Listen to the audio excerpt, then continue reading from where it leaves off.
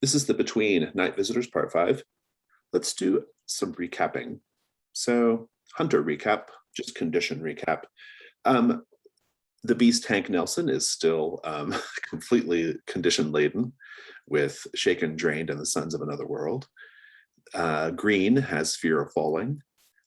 We don't have Mr. Quinn today, so we'll skip Mr. Quinn. And Mr. Taliford has Marked by the Lurker. Looking at the threats, there are currently no active threats. Last time you resolved the St. James's Street ghost, you resolved the Pinkerton, and we learned in the end of a credits scene that the Limehouse Lurker is now a servant of the mastermind, and so they are no longer an active threat either. So you have a clean slate presently. The Lurker is still a problem and can be a problem because they're a servant of the mastermind, but they are not a problem you can take care of yet. So that is sort of how that is situated. So we have to introduce a new threat. Oh, let's talk about the mastermind as well. You currently have 6 mastermind clues. And so that puts you a little over a third of the way toward confronting Theodora. So let's talk about our phases. We're in the day phase. And the first thing we do is introduce a new threat. So let's do that now. I have already started to put some preliminary notes on the character keeper as well for you. Our new threat. Oh, I should have checked the safety tools actually, because this one has a, okay, good, we're good. I think that's, okay, this is one of the more gruesome threats. So give me a minute, I'm just checking the safety tab. I think we're okay, all right. So our threat is called Figs Pigs. And yes, pigs is intentionally misspelled. It's P-I-G-G-S. It's a long pig.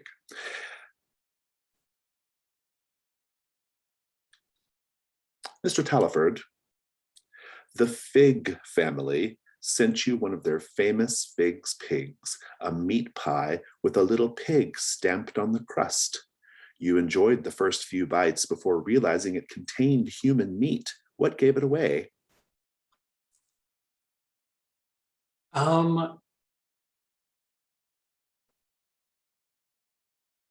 There was a human tooth in it. Very good. You called Scotland Yard, and Mr. Fig was arrested. His wife and 2 sons, however, managed to escape capture. Mr. Fig is being held at Bethlehem Royal Hospital, also known as Bedlam. He won't tell the inspectors anything about where his family members might be, though he has been singing a little song about them. I shall not sing it, but I will recite the lyrics now. Sing a song of 3 figs, the apples of my eye, snatch a bunch of long pigs and bake them into pies. First comes little Patrick about on paw or hoof. He thinks he's an animal and has since troubled youth. Obert the Blade has fine taste, more than most I know. It has to be the right pig, see? The meat must be just so. My love, la bella Hortensia, the gravy to my crust. To hold that which she loved and lost, she'll do what she must. Sing a song of 3 figs, their names you all now know. You'll see them down old London town, and in the sack you'll go. Amazingly, Scotland Yard has asked for Hargrave House's help in capturing the Figs.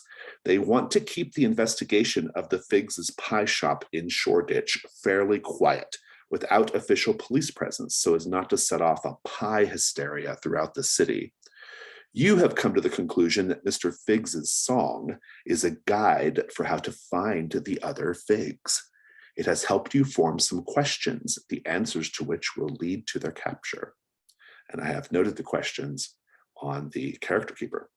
They are, what kind of animal does Patrick Fig think he is?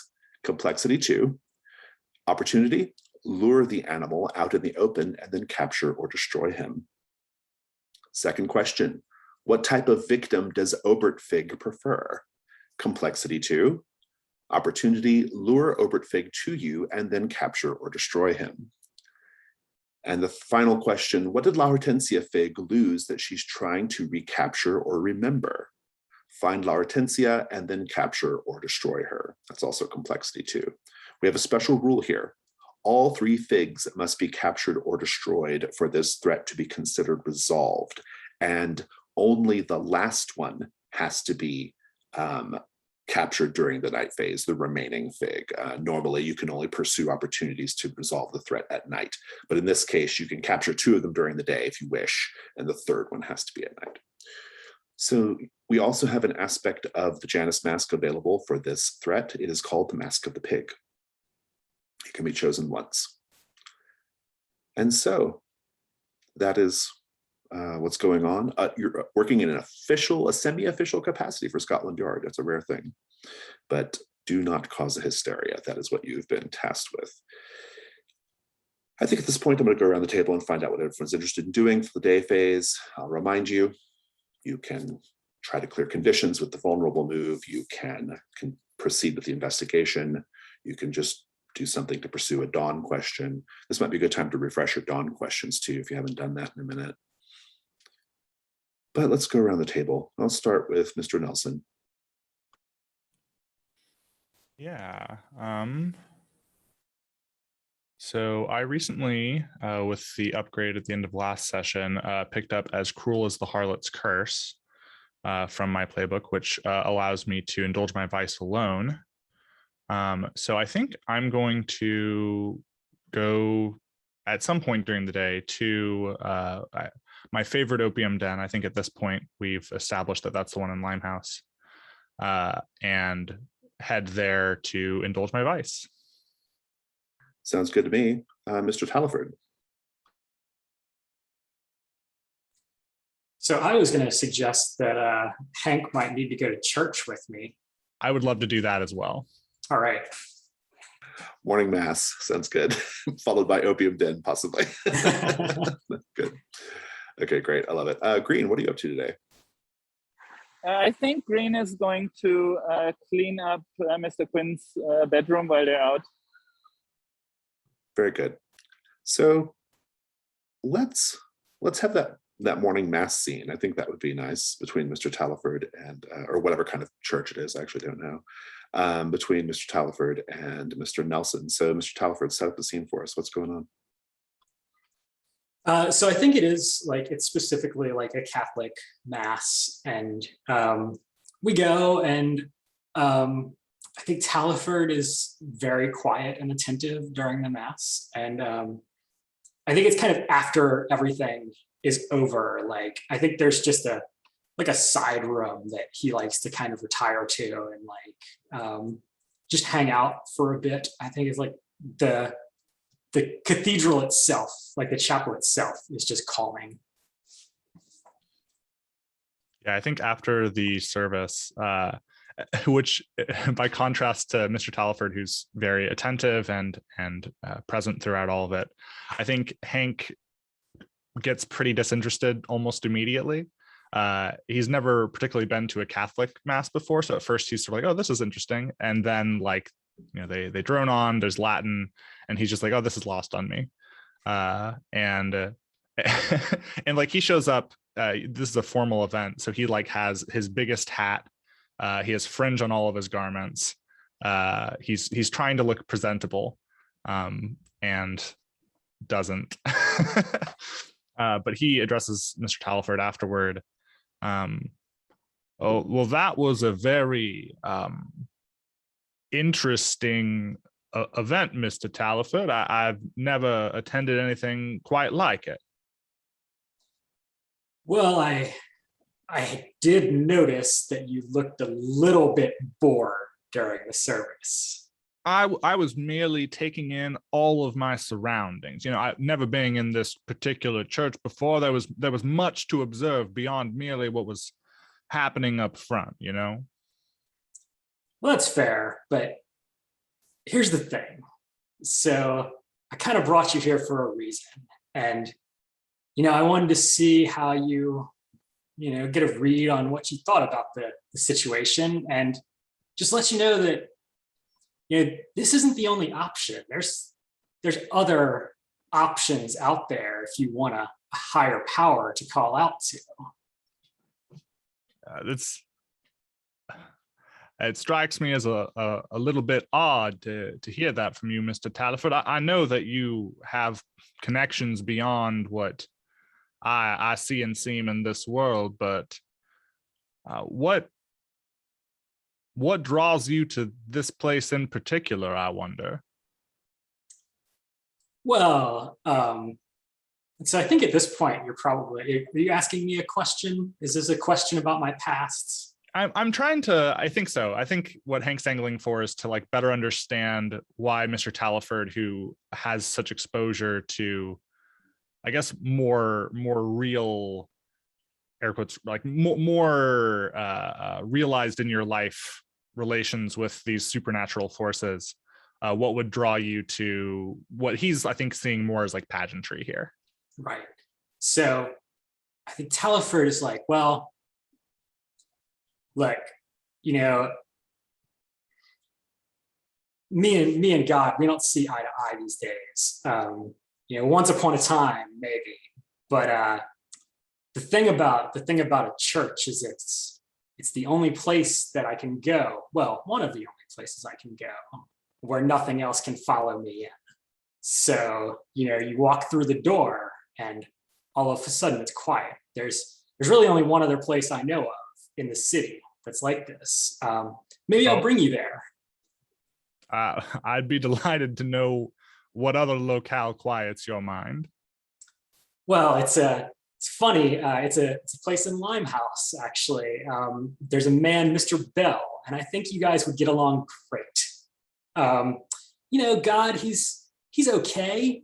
If you go in for that, he could, you know, dedicate yourself to him. Maybe you get something out of it. But there's other things you can dedicate yourself to where you get tangible rewards.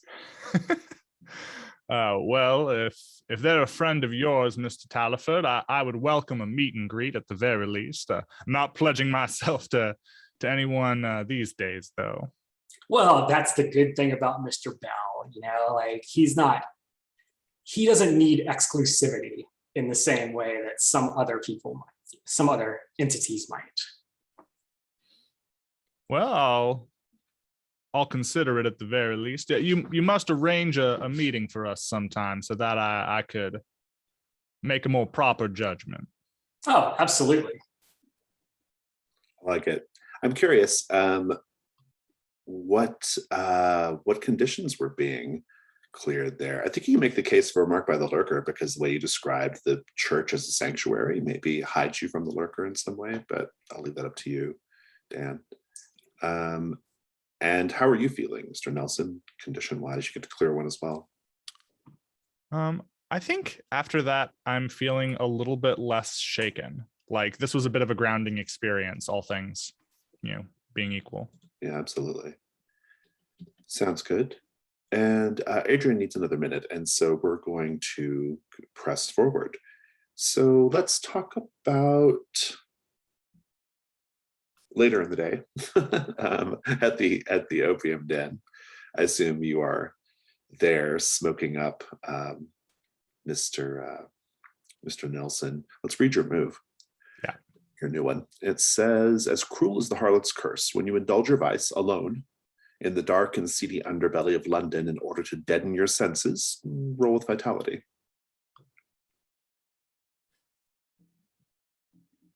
Would you like me to go ahead and do that now? Yeah, I don't know. All right.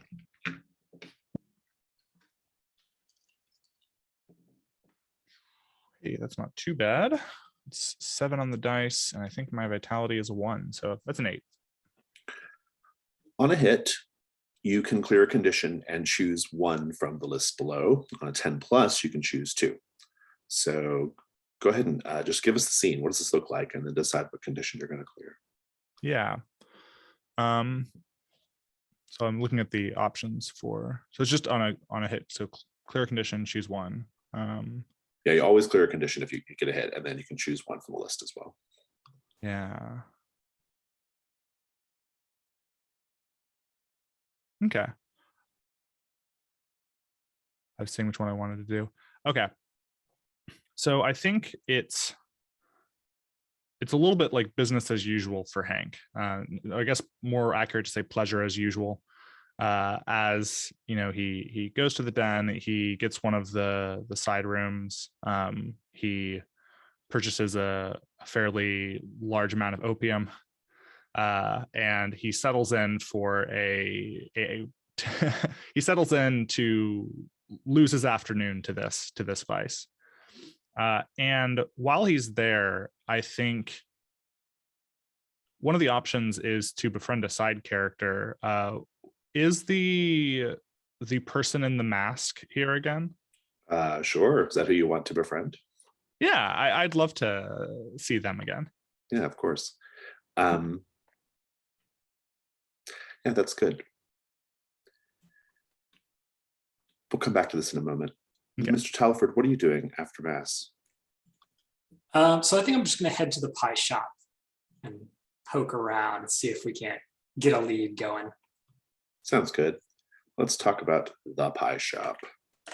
So when you arrive there, there's no evidence of Scotland Yard or other police activity at the pie shop. I mean, Titus Fig, that's Mr. Fig, he was arrested, and the other 3 family members like booked it, but there's no like sign of any kind of investigation, because again, they don't want to like spook people. They don't want people to know generally that someone found a tooth in a pie.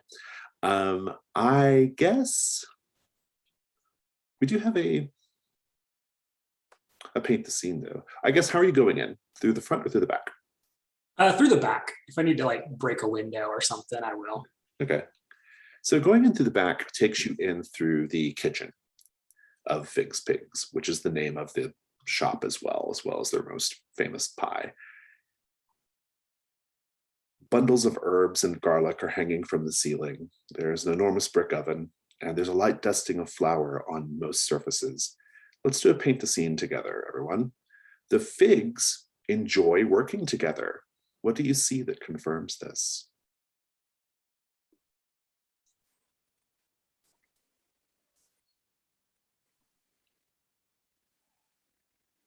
I think there's a painting of them at work, all kind of smiling, displaying themselves at work on the wall.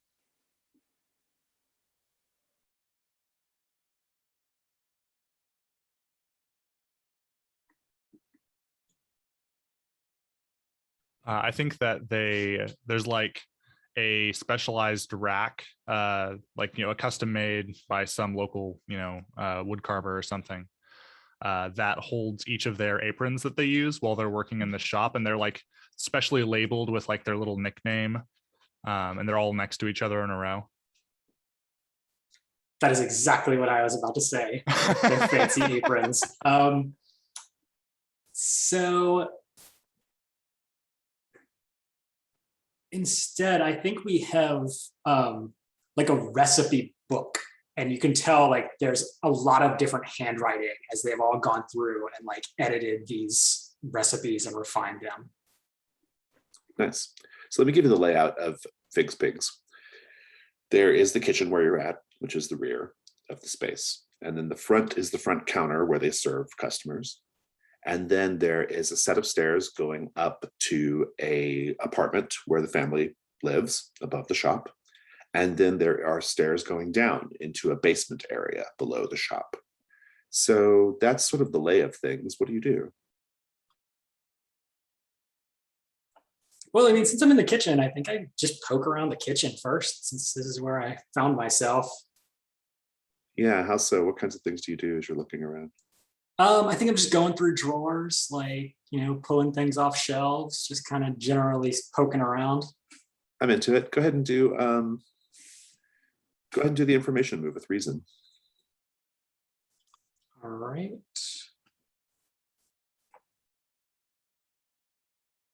Oh yeah, I'm out of my element now. It's an 8. All right, we'll come back to that.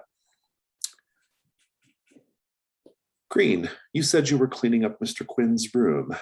What are you hoping to accomplish in the scene, or just let us know what's happening?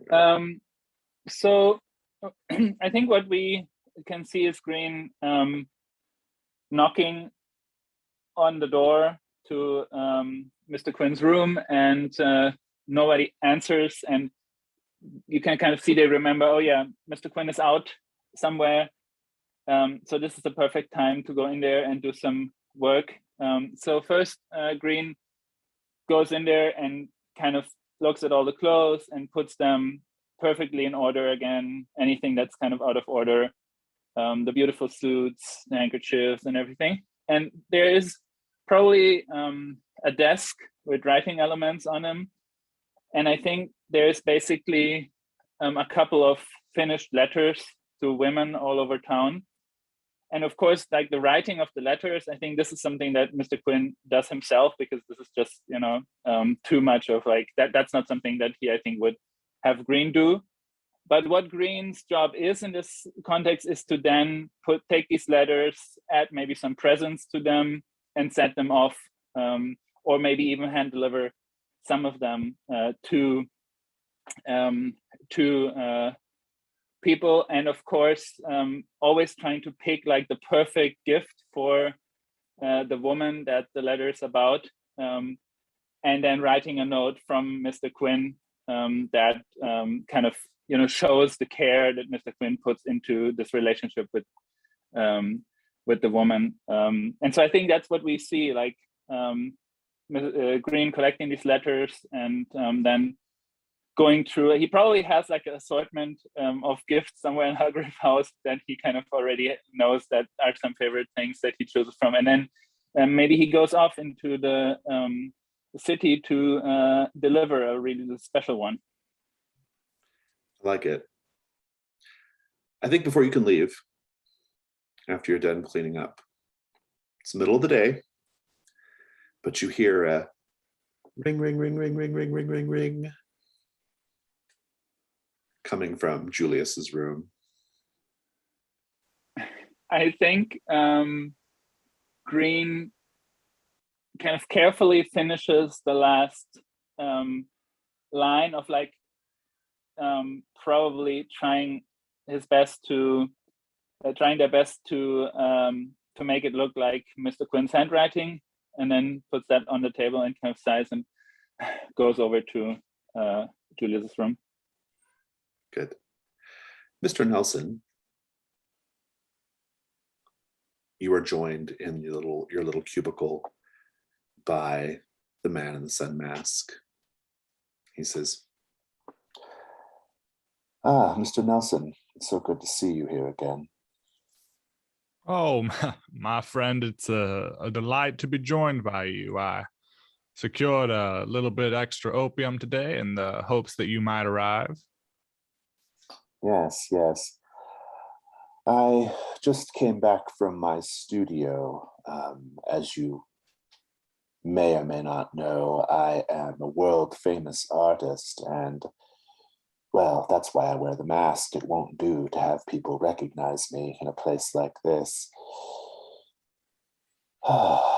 he sits down.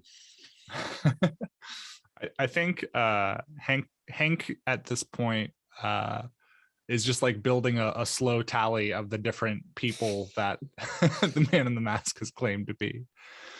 But this is an interesting one. An artist, you say? What work has your fingers stained these days?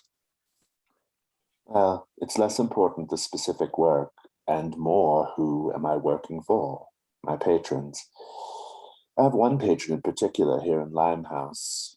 They are something of a community leader, we'll say. They have actually taken an interest in you, Mr. Nelson. They asked after you, only just today.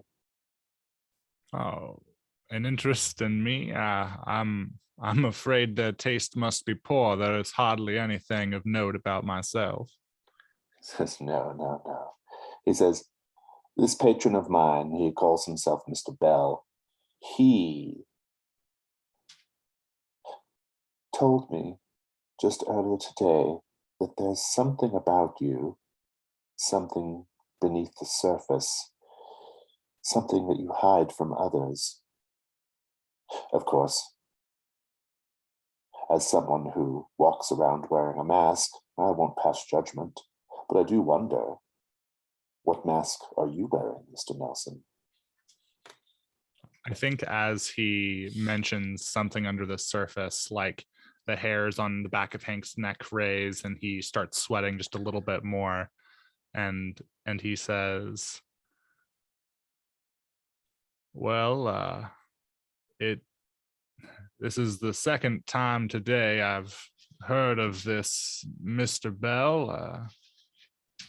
It sounds like perhaps a visit is in order. I have a acquaintance, a friend, Mr. Taliford, who spoke with me earlier today about him. Perhaps I will secure that meeting that he offered. I think Mr. Bell would like that very much, though I will warn you. Mr. Bell likes for us to remove our masks when we go to see him.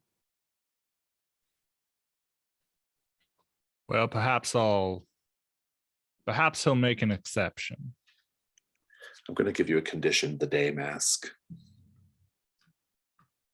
Mr. Taliford, poking around the kitchen, you do find something of import.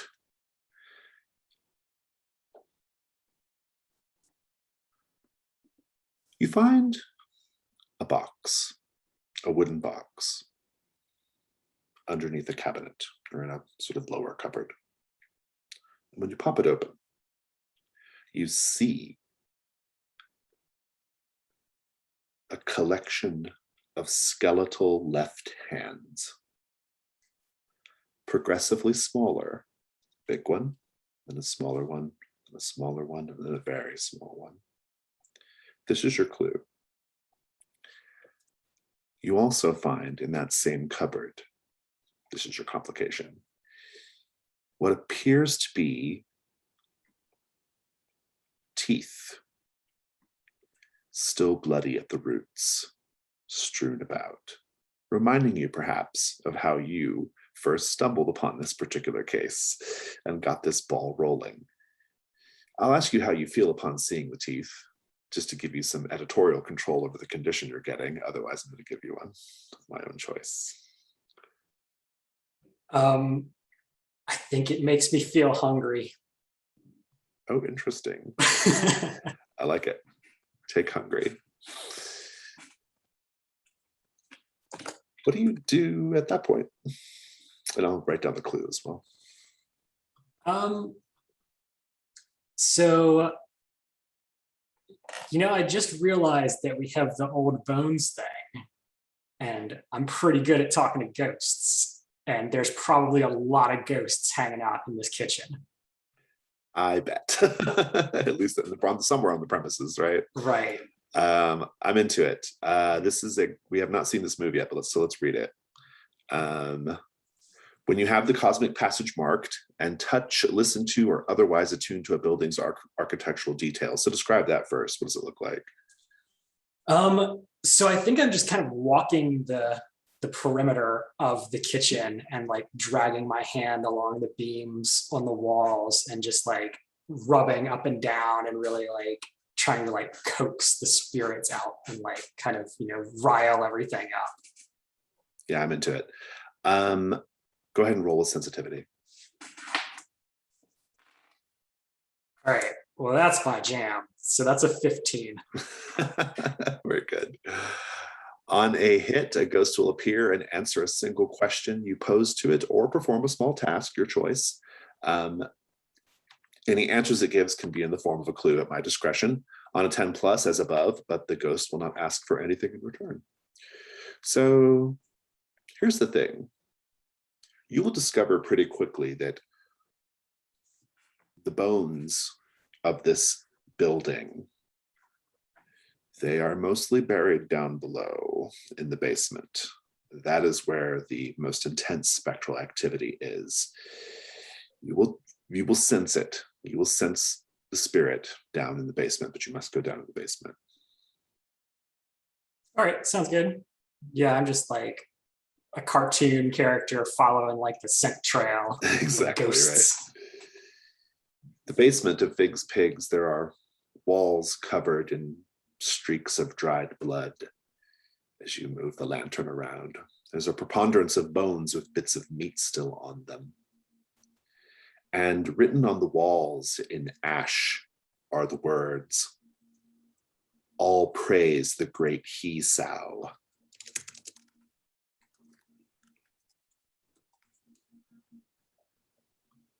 Paint the scene, everyone. This is where the Figs' victims met their grisly ends. Looking around, how do you know the kills were quick and painless?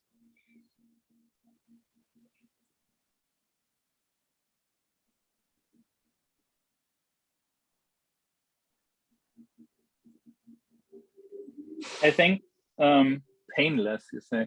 Okay.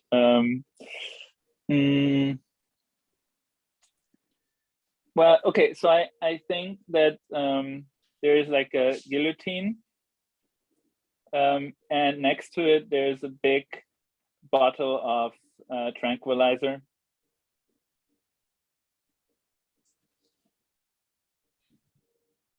I don't think there's any sign of a struggle anywhere. Like that, there's no markings on the walls from hands gouging it or anything like that. It's a perfectly clean room. I mean, not necessarily clean, but there's no signs of struggle. Yeah, I think kind of going on that, like when you first walk into it, it actually looks almost nice. Like there's one little section that looks nice, and then the rest of it is just like piles of bones where you can't see until you kind of round the corner. Nice, I love it. I will tell you,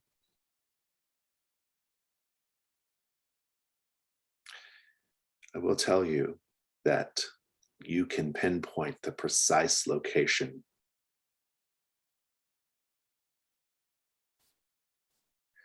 The precise location of the ghost down here in the basement, because you see up against one wall a naked body, the head removed and replaced with that of a pig, posed as the figurehead of a shrine.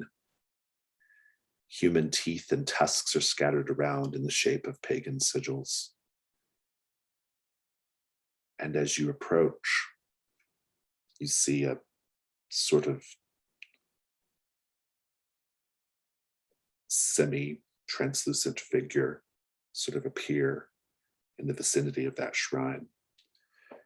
Talk about them in a moment. Julius. Ding, ding, ding, ding. Do you just go in or do you knock?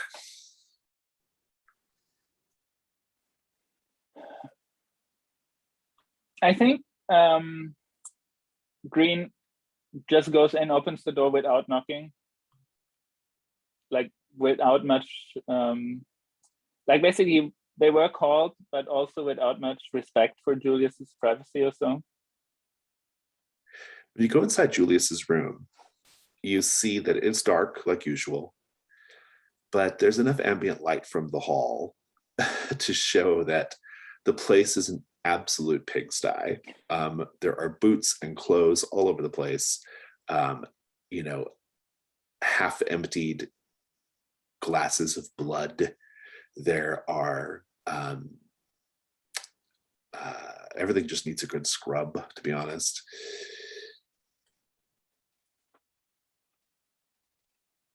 Of course, the canopy bed, the curtains are closed.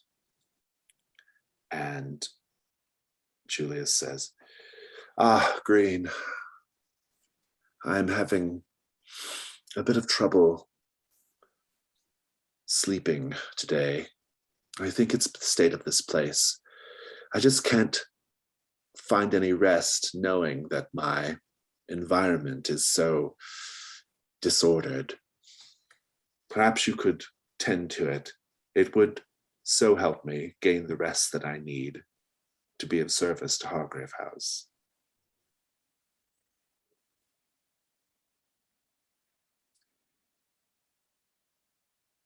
Well, I will take care of it. I will take care of it once I come back from the city.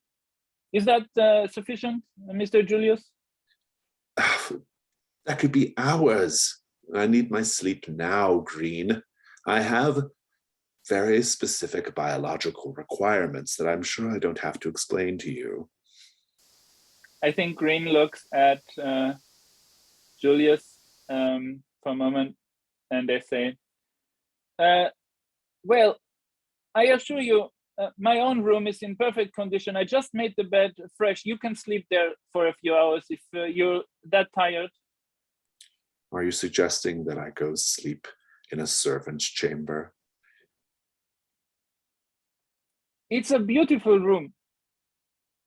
And without me, I think, you shouldn't anger me too much, and I will, if I might not find the time today. He sighs. Fine, whatever. Just go to the city, do as you will. I shall do my best to try to capture a few precious minutes of sleep. Oh, while you're out, could you get some flowers to refresh those on the table over there? I might. See you later, Julius. And he sticks a hand out from the curtain of the bed and just flicks it dismissively as if to say, be gone. How are you feeling about Julius right now?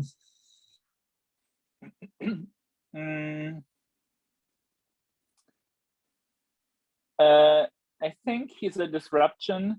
That's the main thing that Green feels, but also kind of conflicted, because I think the main problem for Green at the moment with Julius is that they're not really sure if the others expect Green to basically also serve Julius, or whether they would be fine with Green refusing to serve. So that's on Green's mind. Interesting. What makes you think that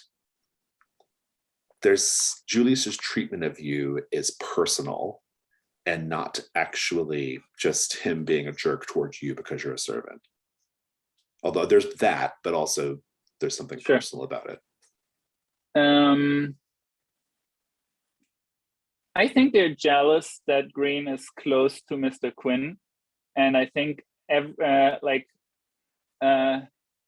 since they drank from Mr. Quinn's blood, I think they probably have did something to Julius.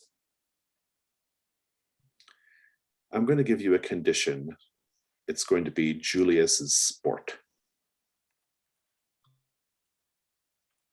Sport? What is it? Sport. S-P-O-R-T. Sport. Yeah, sport. Okay, yeah. Okay. We'll come back to that. Mr. Nelson, the man in the sun mask has warned you about Mr. Bell. He will tell you where to find Mr. Bell, though, if you wish to go. I think, this is the question now.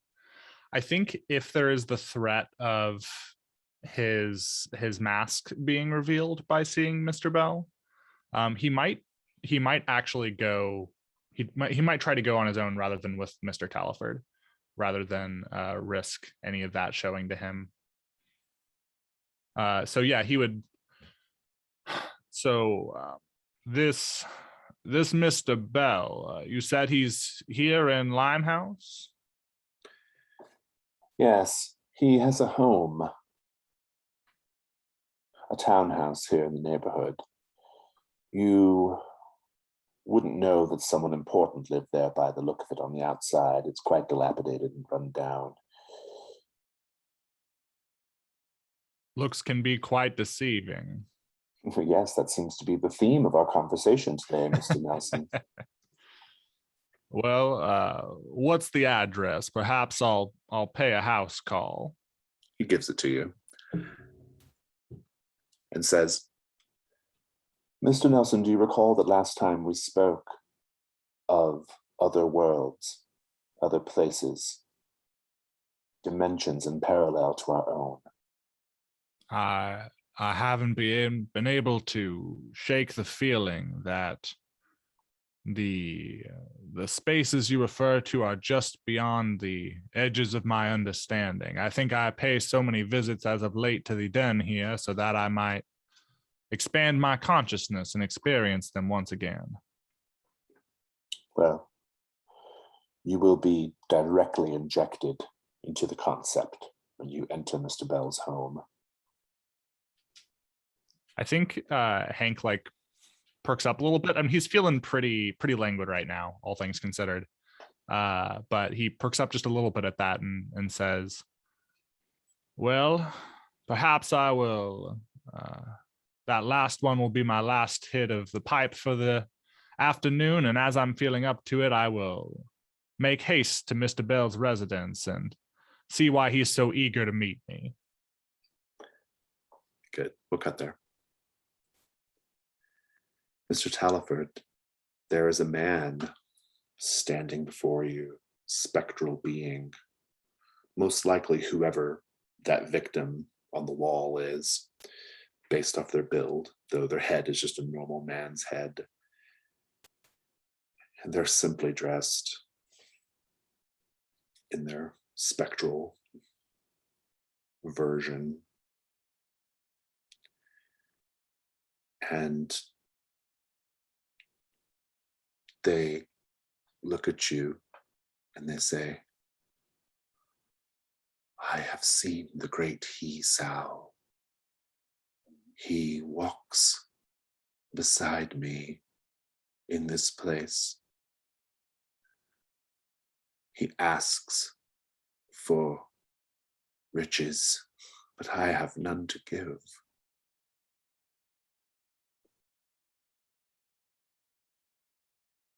You get to ask a question or task the ghost with something.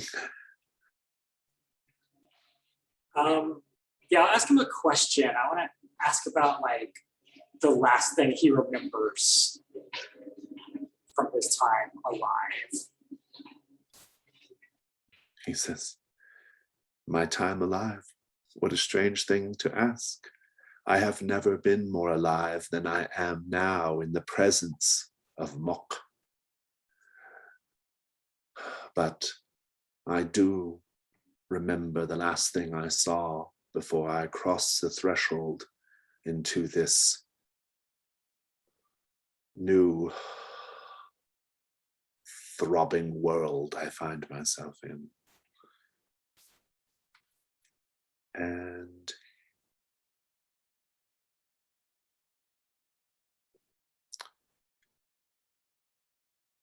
he will say,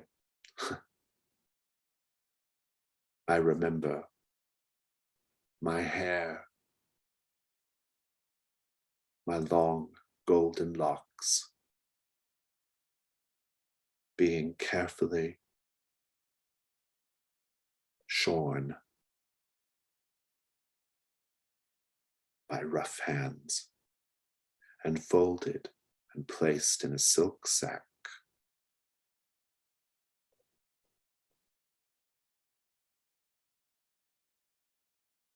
And he looks at you and says, as he's getting ready, he's sort of fading away. He says, Mok can see the hunger in you. You should act on this hunger.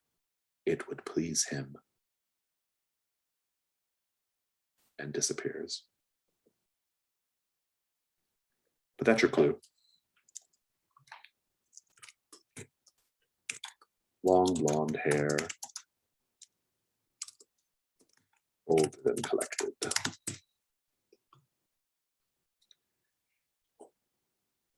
What do you do after that? So I kind of think I want to go see Mr. Bell. Very interesting.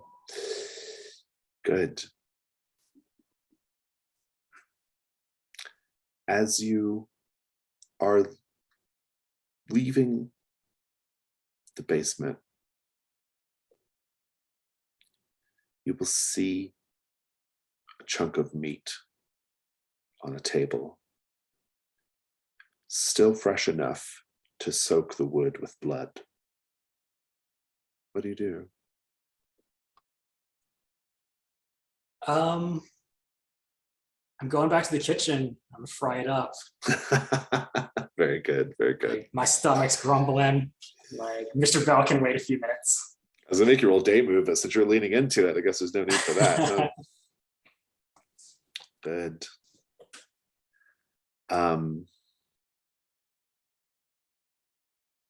Take a condition called the taste.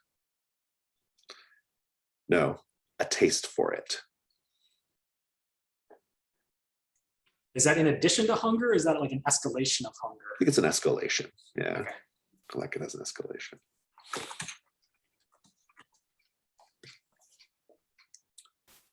And let's roll back over to Green. So Green, you said you were going to town? Yes, trying to deliver one of these letters plus present for Mr. Quinn. Do you want that scene, or is that just something where... Let's see. Just a second.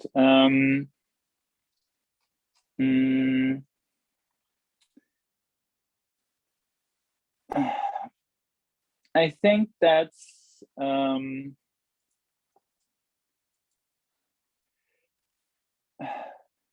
maybe the scene of buying the gift at some kind of special shop. Yeah, I like that. Yeah, that's good. What is the nature of the gift?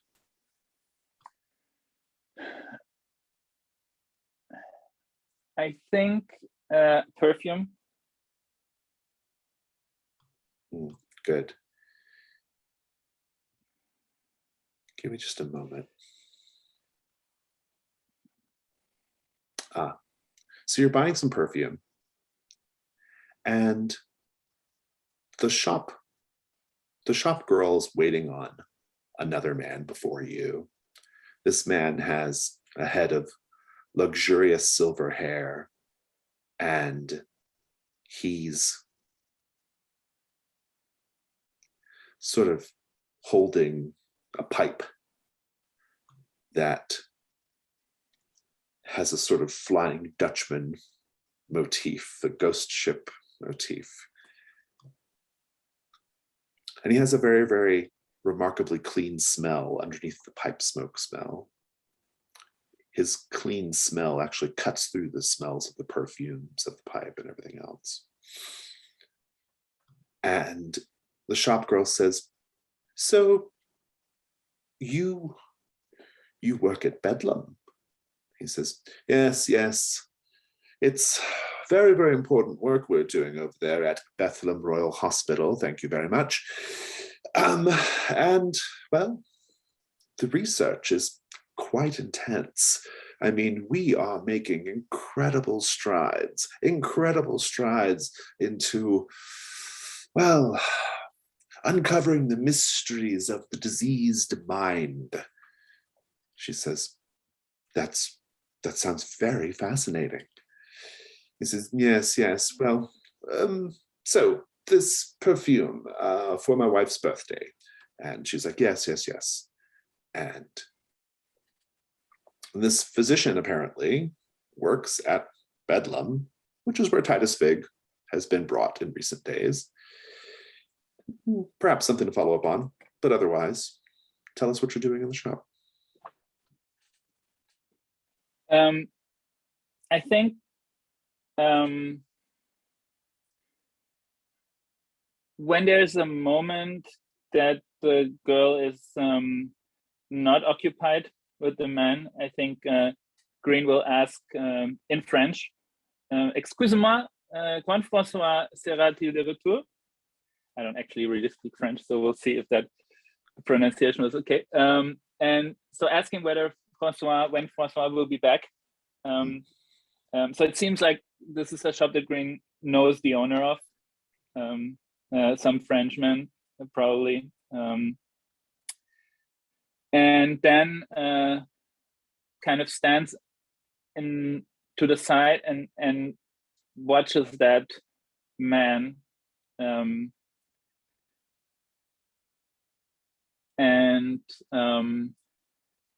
I think they will try to make small talk with the man, like they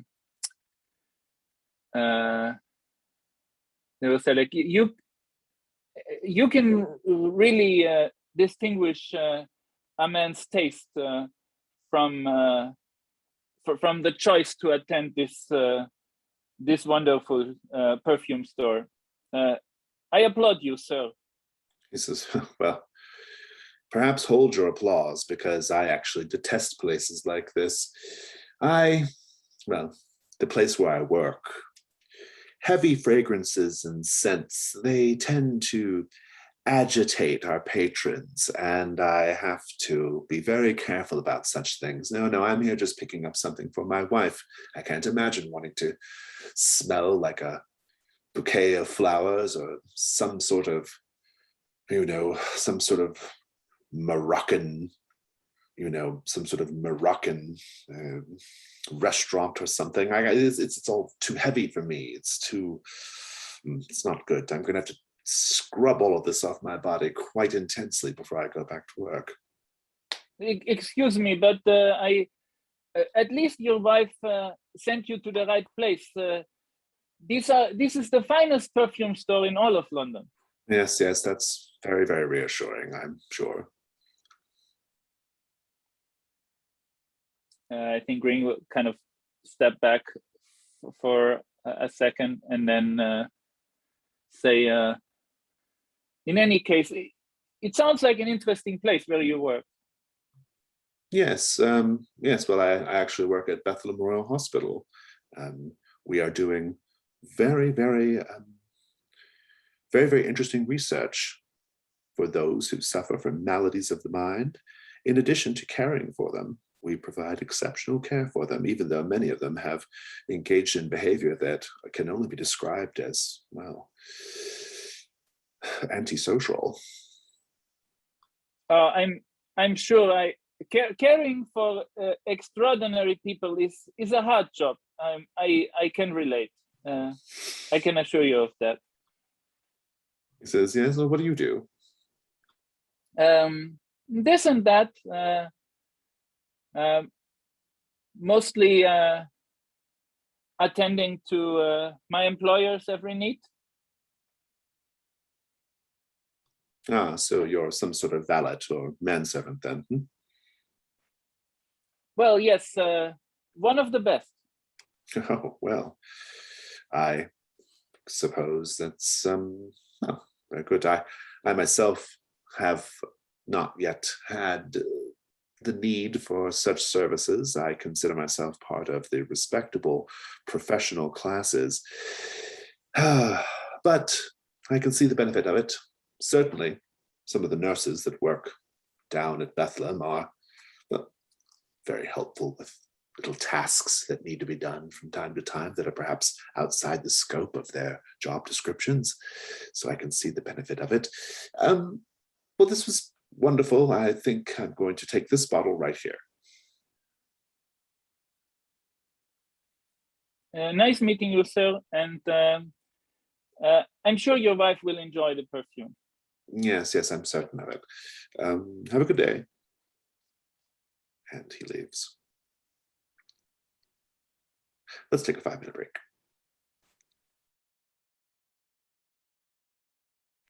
So I want to feel out, Dan and David, how we want this scene to go at Mr. Bell's. Do you wish to meet each other outside Mr. Bell's and then go in together? Or do you want one of you to have arrived first? Or what are we thinking is the way this scene should go? I would happily walk in at a opportune moment, at a dramatic moment. David's scene. Yeah. Okay, good. Yeah, like that sounds good. So, Mr. Nelson, you get the address to Mr. Bell's. It is this sort of very rundown, decrepit, abandoned townhouse in Limehouse. And at least in the day, that's what it looks like. I can't recall what it looks like last time we saw it, but that could have just been Mr. Taliford's sort of, impression because of Mr. Taliford's various conditions. Yeah, I think I specifically thought it looked very well kept. Yeah, exactly. Right. That's yeah. interesting. Yeah. Yeah. And when you go inside, it looks equally run down. I mean, like, I'm imagining almost like, this could be like almost like a Stephen King's It kind of thing, where like Mr. Bell as a creature like just shows you what you want to see, but the reality of it is this like kind of decrepitude, right? Mm-hmm. And the moment you walk in,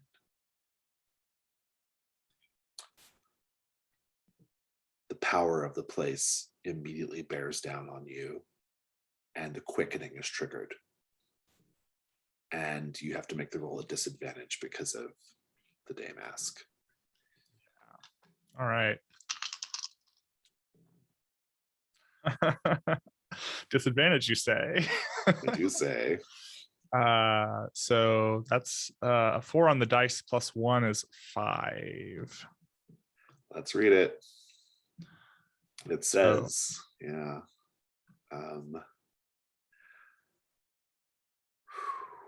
a miss, you're going to lose control. Either retire this character and tell me to put the cursed in play, or reveal your curse to another hunter and ask for their help controlling you. It's typically during the night phase, but I think we'll just roll right into that, I think. Mm-hmm. If they agree, neither of you can take any action that would trigger a move during the upcoming night phase, though you should narrate scenes showing how the cursed character is being controlled throughout the night. During the dawn phase, you each mark 1 XP. You can only mark this once. This is your only chance to do this. Or of course, you can mark the mask to bump up your roll to a 75. No, I kind of like where this is going. I imagine then maybe Mr. Taliford, you round the corner on the block right as you see Hank going in, and so you're like pretty quick behind him, and so he's just begun transforming when you arrive inside. Does that sound good? Yeah, that sounds good to me. Do we know what? We've never really seen you transform, right? So this is the big moment, I suppose. Yeah, I mean, so I think it has to be like kind of early stages at this point. Like, yeah. What is the sort of early signs of your transformation? Like, how is it affecting you physically? Yeah. So I think upon entering, there's like just a moment of normalcy as Hank looks around and sort of sees the way that this place has been run down, and then the sort of veneer of reality sheds away to feel this presence that in the same way strips away his veneer as well. And he like arches forwards and his back sort of like widens. His shoulders widen, his torso widens, although it narrows more at the hips. And then underneath where his like armpits are, like the flesh sort of bulges for a moment, and then another hand like cracks its way through the skin as another set of arms, in fact 2 more sets of arms come out on either side of his torso, and his skin has like just started to like flake off, and you can see underneath there's like a black chitin with like thick hairs that's starting to poke through. And as the door opens behind him and Mr. Taliford enters, he like casts, his back is to him. He like throws his head around so that you just like lock eyes for a minute. And you can see that one of his eyes still looks fairly normal, but the other one has grown larger, and it now has like 4 or 5 different pupils that have split out, and they all like they move around, but they all focus on you, Mr. Taliford. And Hank says, I seem to be having a difficulty. Yeah. Mr. Bell you can sense Mr. Bell behind you, Mr. Taliford. In the day, I think he purposely stays in the shadows. You don't see him in the day, but you can hear him. He says, well, you took one pet away from me, but the replacement is very intriguing indeed. And we'll cut there.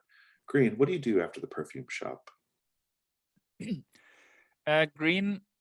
So basically, when Francois comes back to the shop, I think then we see them kind of talking about a perfume, and I think Green brought like a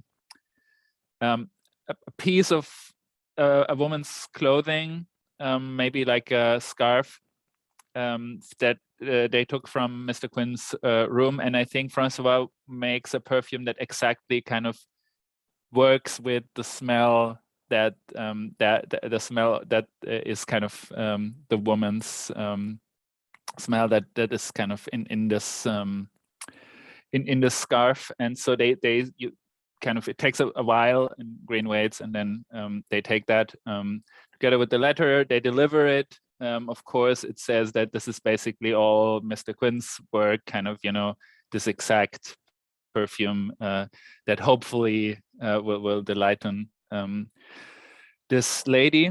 And I think then Green goes home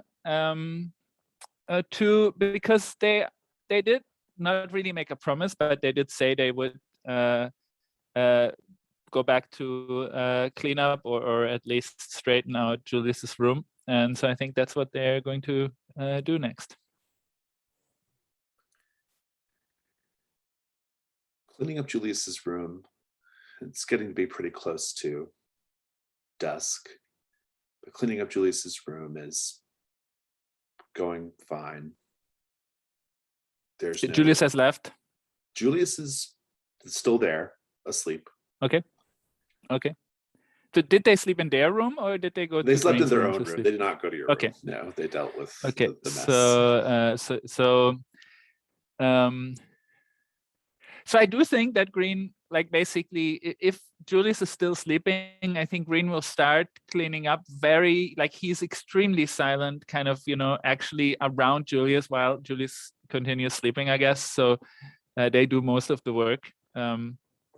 Or at least, let's say that's, I think, what Green will try to do all of it without Julius waking up.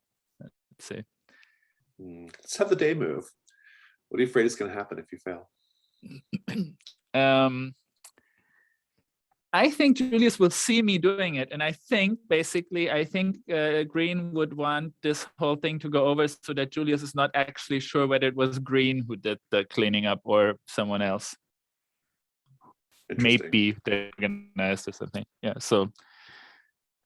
Wait. So you're afraid that Julius will think someone else cleaned up? No. So basically, I think if Julius wakes up, they will know that Green is cleaning the room. Oh yeah. But if they continue sleeping, then they might not be completely sure that it actually was Green, which is what they want, right? Like that's what Julius wants. He wants it to be Green. But if he's unsure and Green can kind of deny it, say, yeah, maybe someone did it. So I see what you're saying. That's kind of that's good. yeah. Go ahead and roll with I think vitality to be silent. And let me take a look at your conditions to see if anything would apply here. Oh, Julius's sport. Yeah, roll a disadvantage. In any case, I was about to think whether I will use any sort of item, but I don't. Well, I should have used the jug of ether, but now I rolled anyway. I had rolled poorly anyway, so Julius, so it's a 5. The 5. You are cleaning up, and you think you've just got it done and you're ready to like sneak out when you hear Julius call from the bed. Oh, that's a very, very good boy indeed. So quiet, didn't even disturb me. You truly have a servant's heart, Green. Green turns around and they say, at your service. Oh, and splendid. Leaves. Or tries to at least. He sticks his hand out of the curtain again and says, come here for a moment.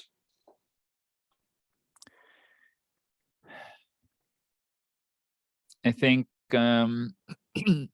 Green kind of, they had turned around and they slowly turn around back towards Julius. And is there anything else you need, Mr. Julius? He says, yes, yes. And he undoes the curtains and swings his legs around to get out of bed. He says, my previous living arrangements were, let's just say, not ideal. But one thing I did quite enjoy is that my keeper, as it were, did keep me well stocked with vagrants and other people. I enjoyed a drink hot and fresh directly from the teat, as it were, every morning when I woke up, or every evening, as it were. I was wondering if perhaps you would present a vein to me now, just so that I can get the energy that I need to get on with my day. I'll be careful. Trust me, I won't drink too deeply.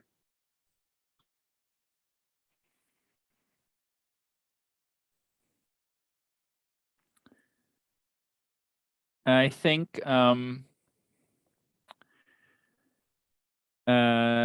Green will go up to Julius and kind of present his wrist. He says, Present your wrist. He says, and I think like he's still like,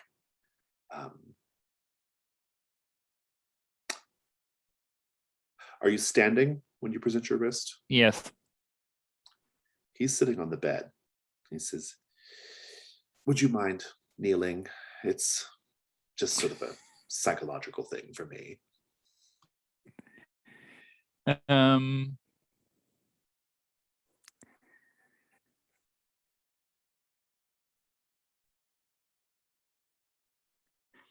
I think Green kind of, he was crouching down a bit. I think he stands back up and they will say, I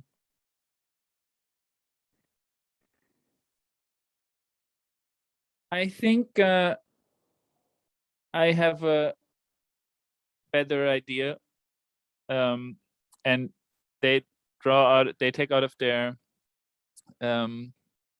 pocket a little vial with a few drops of blood, like a little, and I think you will enjoy this particularly well, and I will get you some fresh blood in a moment. And I open it and put it like close to Julius, and they probably will notice that it's Mr. Quinn's blood. I want the day move again, because I don't know if he's going to go for this. What are you afraid is going to happen if you fail?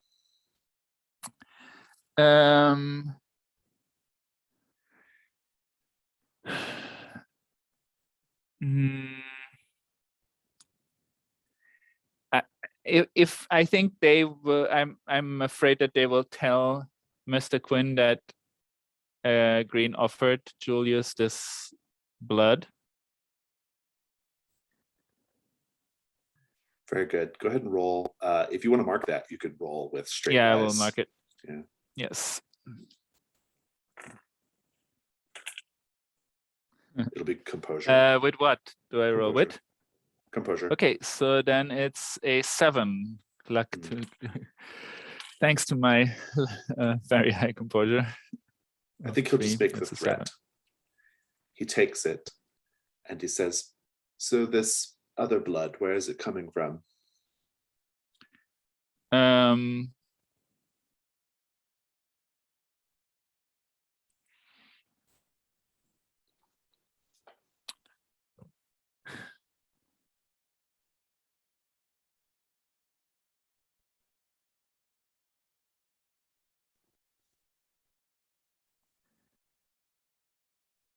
A lady. Says, oh, one of Mr. Quinn's objects of affection. Well, there are there's no shortage of beautiful ladies that come to Hargrave House, as you might have noticed. And he takes the droplets of Mr. Quinn's blood and he says, So, I wonder what would Mr. Quinn think if he knew you were giving me this right now? Who I where? Or where? Sorry, No, I think he asked, what would Mr. Quinn think if he knew you were giving 3 droplets of his blood? Okay, yeah. I think Green says, I think Mr. Quinn would prefer his servant not to kneel for anyone. He says, interesting. Well, he says, all right, I shall await your second offering, Green. Although even Mr. Quinn's fabulous fluids aren't enough to sustain me right now, I am feeling most unenergetic. I need something to revivify my constitution, and quickly.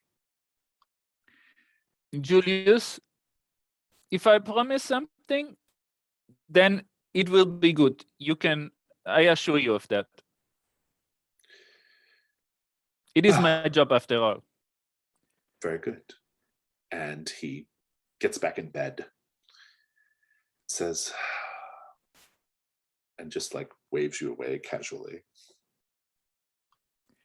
Is Julius the kind of person that might have like write into diaries? I don't think so. I don't think he's the type. Okay. Because in any case, we might find out, I think, in the next phase, I think while cleaning up, I think Green took something from Julius's room. Oh, nice. I'm going to cut back just briefly to the scene at Mr. Bell's. I'm going to retcon Mr. Bell's voice a little bit. I think in the daytime, when he's in the shadows, it's a much more like whispery, shadowy voice. And he says, at first I was angry that you stole my pet from me. But this replacement you've brought is most intriguing. What do you say, Mr. Taliford? So I think I'm a little bit overwhelmed with what's happening here. And he's just like, I don't know what is happening to this guy. This is not how this was supposed to go at all. You got to do something, man.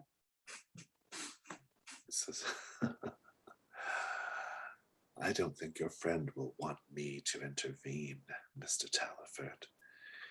I tend to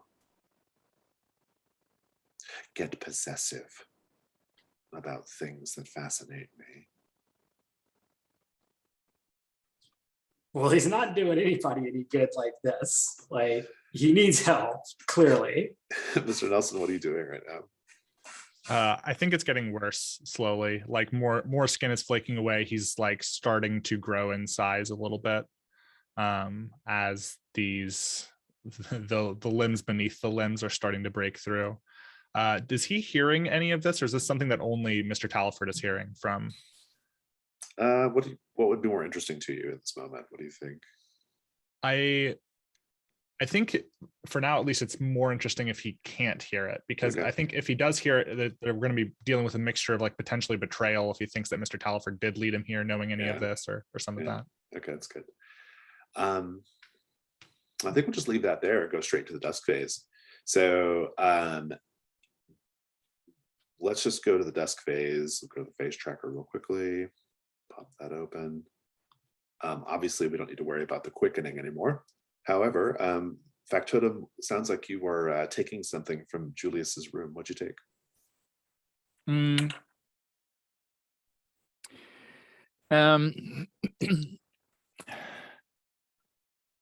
So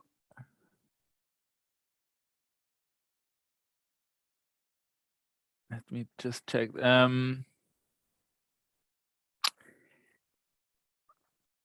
I think so. First of all, I think Green will also go to Mr. Talaford's room and pick up the different Bible. Can you remind me what I don't remember completely what the different Bible, like what kind of different Bible was it again? So it just had like alternate versions of some of the biblical stories. Okay, all right, yeah. And you might maybe like come home when kind of more or less at the same time when I come kind of back from your room, Mr. Talford. And I think Green will give you something.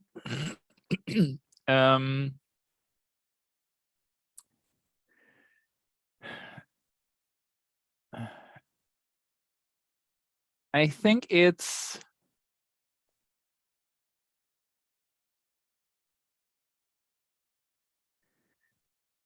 I'm not sure if that makes more sense, but then okay, maybe it's a it's a letter written by Julius. Maybe in like sign. Would they maybe sign it with their own blood or something? Like something personal, like a letter that Julius signed with his own blood. And I think Green will say, Mr. Telford, we have a guest in our house, right? For some time now. Would you hold on to this for me? It might become useful at one point, maybe in one of your rituals, or if our guest becomes too troublesome. This would be happening in flashback because Mr. Talford has not gone back to the house since. Okay, yeah, maybe, yeah. Okay, yeah. I mean, sure. I'll always take any dirt you got on Julius. I got issues with that guy too, probably. So. Good. So you were doing your day work then? Yes. Okay, great. Day work and the Ghost of Hargrave House by taking the Bible. Oh, you're taking the Bible as well. Okay, so go ahead and Okay, so the Bible comes off, and I'm just adding a new item. Yes. For like a letter from Julius. Correct. Great. And that's that. Let's talk about Hargrave House.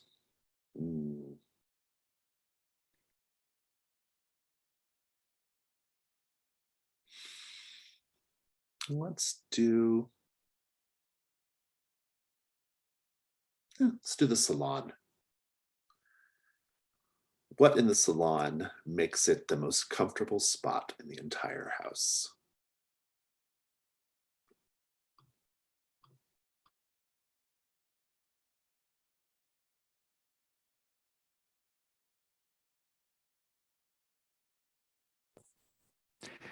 I think all chairs and couches and so on that might be here are kind of pointed towards the two exits. So basically you always see whoever enters the room and so on. So basically nobody ever walks up to you like that you can see. So it has like a very old carpet that's just incredibly thick and plush, and you just kind of sink into it and relax as soon as you set foot on it. I think the windows that it does have are a bit recessed past other wings of the house that sort of go out. And so though it has lots of good natural light, none of it's ever like direct during the day. So it's never like really harsh light. It's basically like always sort of that perfectly gently lit, perfect for reading, perfect for just existing in. I think that's one of the things that makes it comfortable. Nice.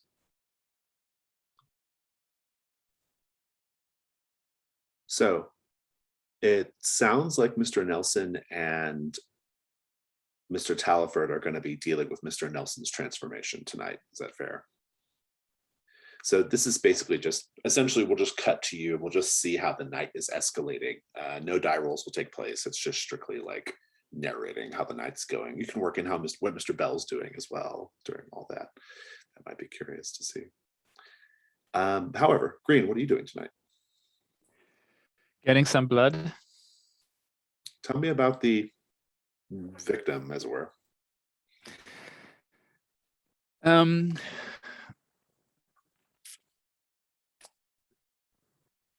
I think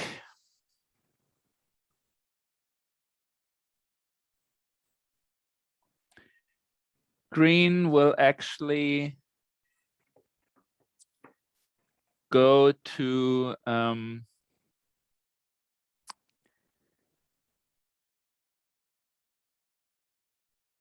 I think Green will actually go to like a place not too far that he knows with Ladies of the Night, that he might know someone at. And then they basically go there and they try to convince this woman that works there that they know, that kind of, has done all sorts of things for money, that they might give the Green like a basically like a glass full of blood, probably, for a sizable sum, I think. Yeah, that sounds good. Okay.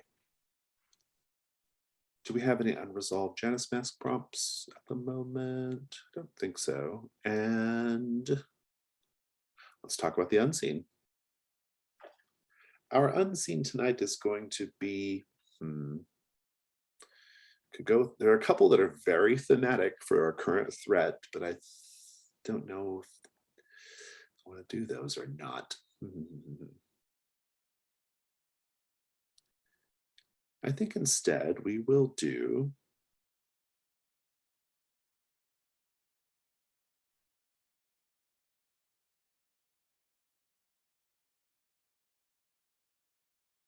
let's do the attic at Gransby House. This is the very last one. Gransby House is a fine mansion in Mayfair, but above the grand rooms is a cramped series of attic rooms that is the beating heart of the house, the maids' quarters. Alternating between too hot and too cold, lit only by candlelight, this is the girls' only refuge from their life of service.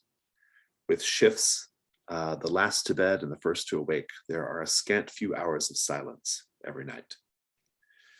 The first, of course, is paint the scene for everyone. And then we'll go David, Dan, and Adrienne. Let's take 5, and we'll come back and do the night phase.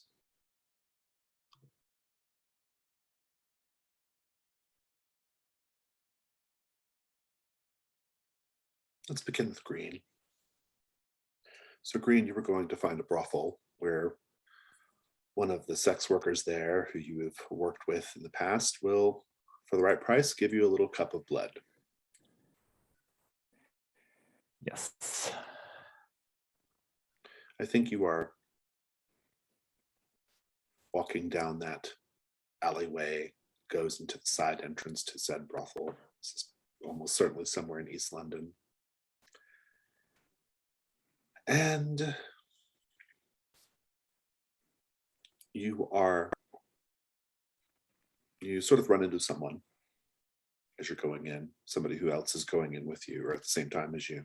A woman, statuesque, taller than you, dressed simply. I mean, she has like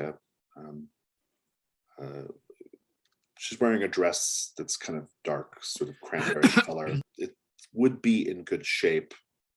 It's well mended, except for the fact that it does seem just a little dirty, like around the hem, a little muddy. Boots are muddy. Interestingly, she's missing an arm. You can tell that the dress has been altered in such a way as to that it has no right arm, because she has no right arm, and or left arm rather. She has no left arm. And she says, "Oh, hello," as you sort of running to each other, going in.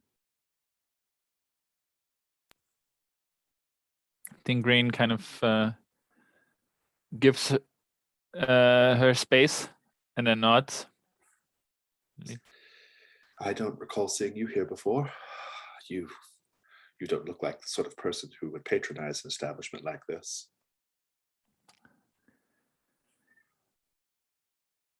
I haven't been here for a while, but there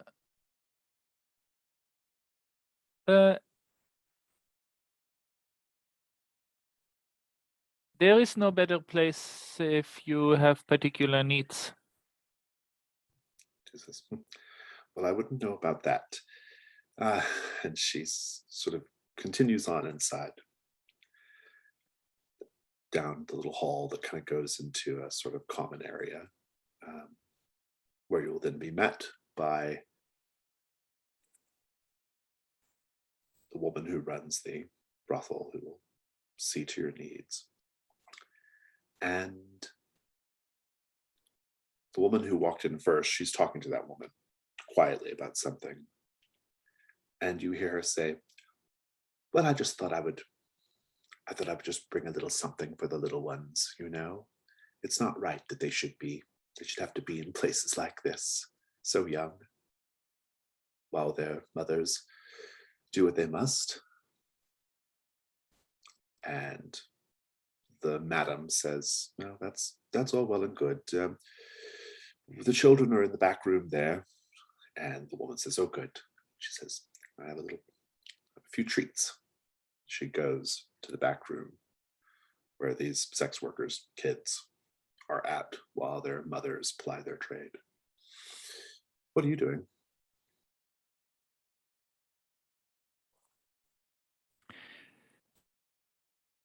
I think Green will ask the madam, "Excuse me, is Marie here tonight?" She says, "Yes.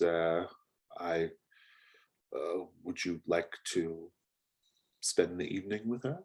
Yes. If and I think Green will take out some money, probably like, I think he has done this before. Like, I think basically this is kind of, there's sometimes there might be occasions where Green might have needed the service of Marie for some whatever occasion. Probably not for themselves, but rather for like whatever just came up with Hargrave House or with Mr. Quinn or whatever. So I think they know pretty exactly what is to be put on the table here, and they put that amount of money on out for the madam. Good. Is that sufficient? She says, Yes. Wait right here." So, Mr. Nelson and Mr. Taliford, what does the beginning of this night look like? Who wants to start?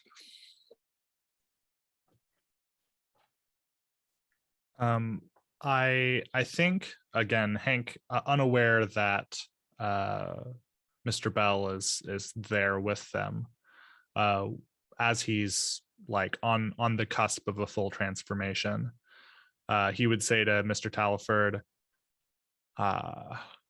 "I didn't want to show this side of myself to you, but I imagine that if anyone may be able to handle it, it would be you, Mr. Taliford. I don't have much longer before the beast takes over."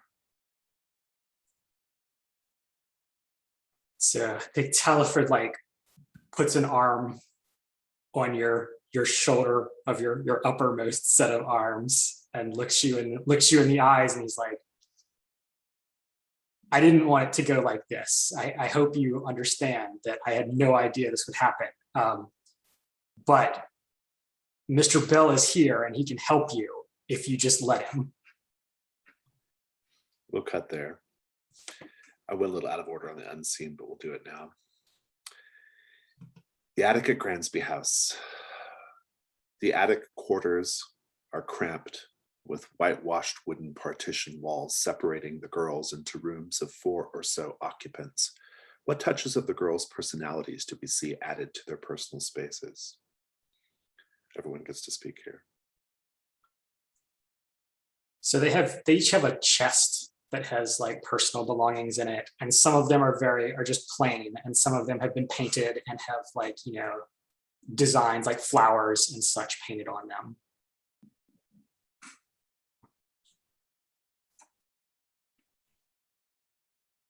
I think that in the course of their duties, when they perform something, you know, admirably or something, they're awarded a little trifle of their choice.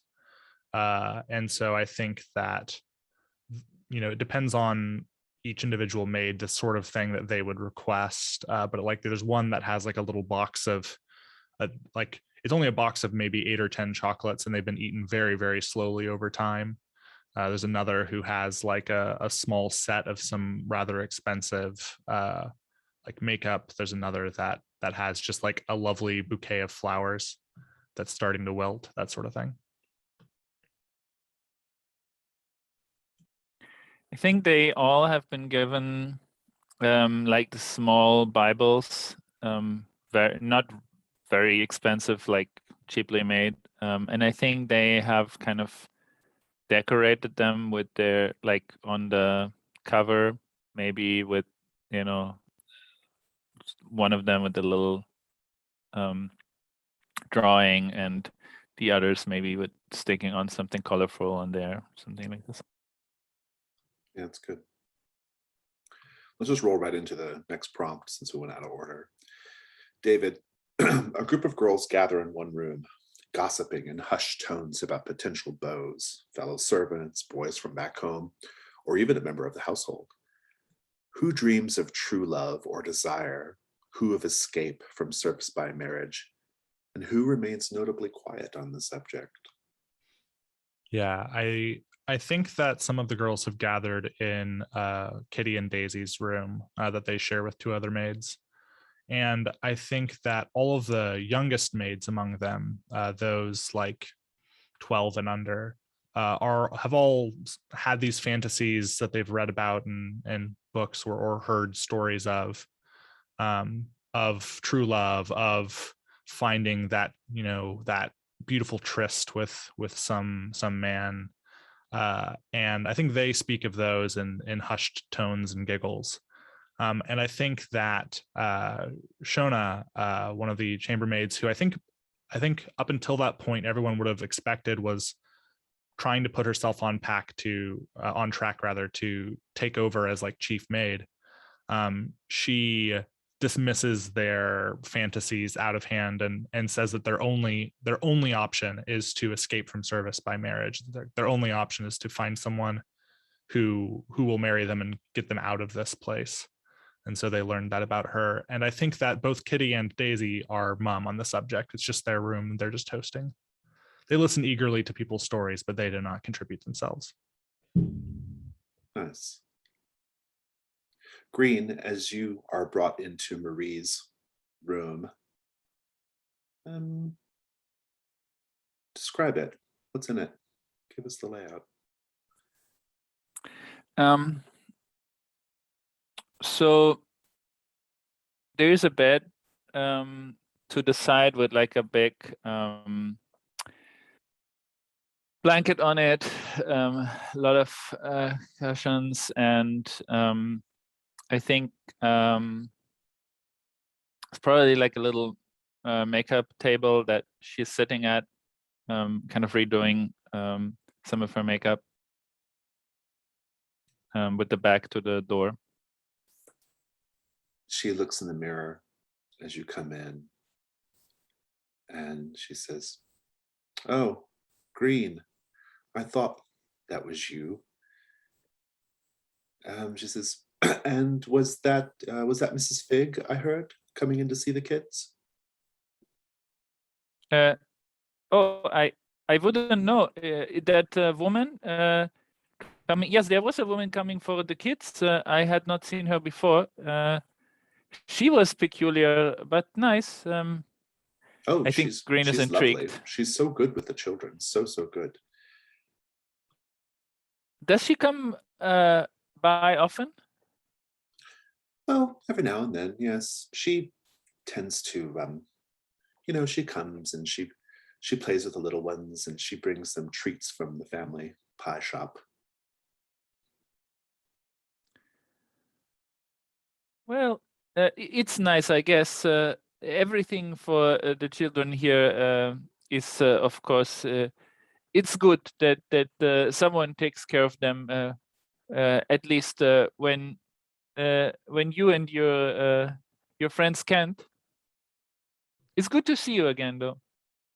You too, Green. So what does Hargrave House need tonight? I think Green is a bit hesitant. It's a little bit more to ask than normal. It's we are entertaining a guest, but it's not like normally asking you to entertain a guest. It's basically he has particular needs for sustenance. Blood. We'll come back to that. So let's keep that scene going, Mr. Talford and Mr. Nelson. What's the next phase here of the transformation, as it were? So I think Hank is just barely holding on to it for just to get those last few words to Mr. Talford. You can see that his back is starting to split. You can see his shirt is a bit red. It's not deeply red, he's actively bleeding, but blood was lost in the course of this. And he you see the veins in his neck straining as parts of the skin as well begins to flake away. And he says to Mr. Talford, I would not want to impose on him, but Mr. Talford, if you require any assistance this evening, I will see that anyone involved is well compensated for it. I can't be allowed to leave this building. Well, I'm not sure you really understand what the price might be, but I take your meaning. I think with the saddest look you've seen on his face, Hank just says, I've paid a price before. And you see the he has these broad mutton chops that come out, and they've been solidifying now for some time into that same black hairy chitin that you see poking out through his arms.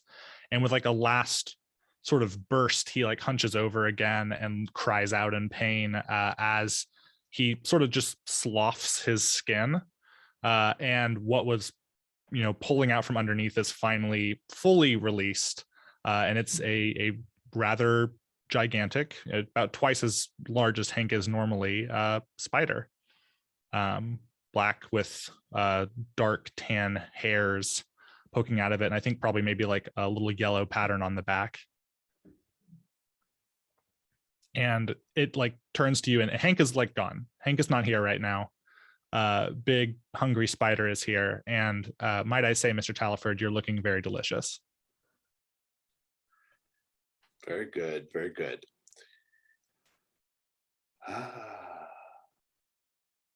So, Dan, Shawnamir, one of the chambermaids, is just about to unpin her cap when the servant's bell rings. What last domestic duties is she called to attend to by members of the household as the house settles down for the night? So she's called to the bedroom of the oldest daughter, and she goes to undress her, she takes off her her like silver bracelets and all of her jewelry and her like extravagant dress. But she's also brought a dress of her own from the servants' quarters that she dresses the daughter in so she can sneak off to go see a man in town. Nice, good. Green, we can fast forward through the negotiation with Marie. She gives you the blood, and we can kind of see you collecting it. And sort of just as you're done collecting it, you can hear a conversation happening out in the main area between the madam and someone who's just walked in. And the madam, you can hear her say, "Oh, Police Constable Sherman, I wasn't expecting you here tonight. Of course, everything I was led to believe that we weren't going to have any trouble from you lot." And Police Constable Sherman, you hear him say, no worries. You there's no trouble from us. No, I'm actually looking for someone who I think may have come this way. A woman, Fig was the name. Did you see her? Did she come in here? You would notice her. She's missing an arm. And the madam gets a little like, she doesn't quite want to say. Maybe she's trying to like tease out, well, like what happened? What's going on? And the Police Constable Sherman says, well, I gather Scotland Yard's looking for her. Whatever happened, it must be a big deal. What are you doing right now, Green?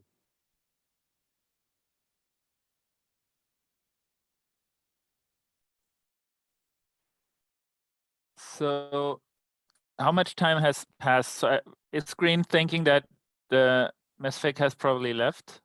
Or is that not too long ago? No, she might still be. She could still be. Okay, she might still be there. Okay. Yeah.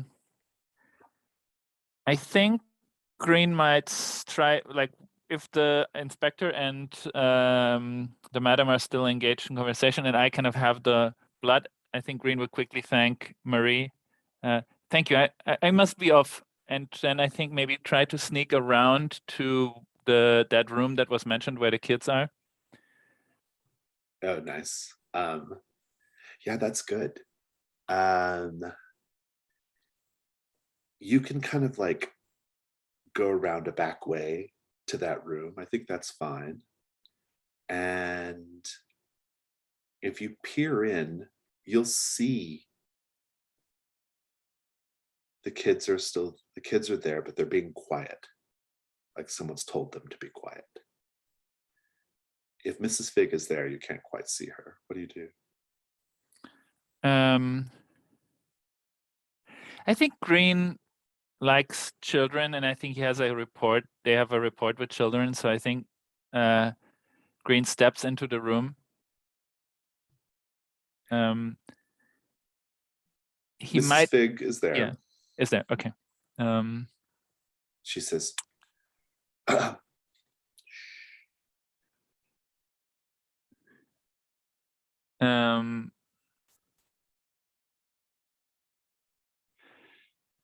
I think Green says,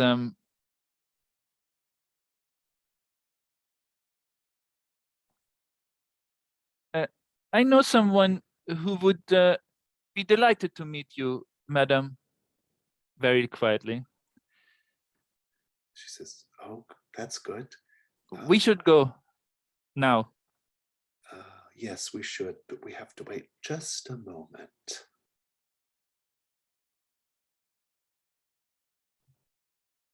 And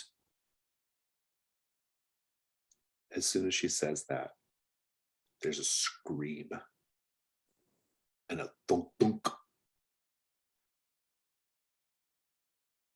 And you just hear something like being bowled down the little hall. And Police Constable Sherman's head goes up right up against like a door jamb in the door. The kids all scream. The madam is screaming. And Mrs. Fig says, well, that's my cue. And she steps over the head past you down the hall to leave. I think Green takes a blanket or something that's nearby and quickly throws it over the head to kind of hide it from the kids, and then follows Miss Fig out. We'll come back to that. Let's go to our last little bit here. Adrian, Kitty Saxton and Daisy Warren share a room with a couple of other girls. When all is quiet, Kitty sneaks into Daisy's bed. What comfort do they share with one another? Do the other girls, aware of what is going on, maintain a discreet silence or gently rib them?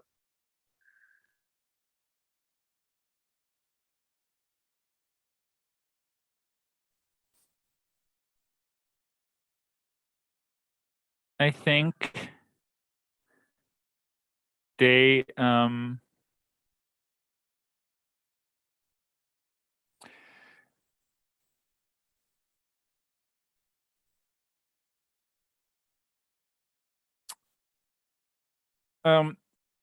both of them have on their nightstand a photograph, each of them with another woman like that looks like them, and probably their twin sister or so.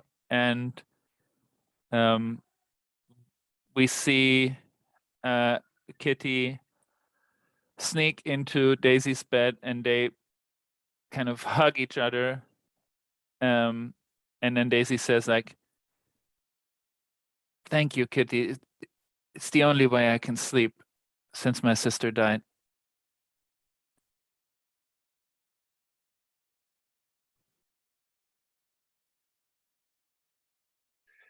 So give us the finale here of keeping Mr. Nelson under control. Does Mr. Bell get involved?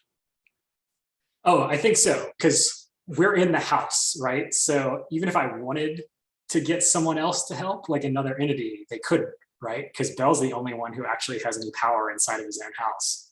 So yeah, I think like as the spider sort of like walks toward Taliford, he like slowly removes his jacket, takes off his jewelry, sets it down, and he's like, well, you know, Mr. Bell, it's all in your hands now. And, you know, give me the strength to do what must be done. What must be done, Mr. Nelson? I think that Mr. Taliford is going to have to keep Hank at bay from him. And also, I think with his enhanced perceptions right now, he's aware of everyone beyond this house in the immediate vicinity as well. So if Mr. Taliford proves too difficult of a meal to secure, he will try to leave this place. And Hank would rather not see that happen as the beast is roaming. Let's keep it going. I mean, so Mr. Taliford, what happens next? Yeah, so I think that like there's like the curtains behind Mr. Taliford, and you know, he just whips like the ropes off the curtains and like advances toward the spider. And it's like, all right, yeah, it's going down, to try and like just wrestle this, like physically wrestle the spider into submission and tie it up. How does Mr. Bell help?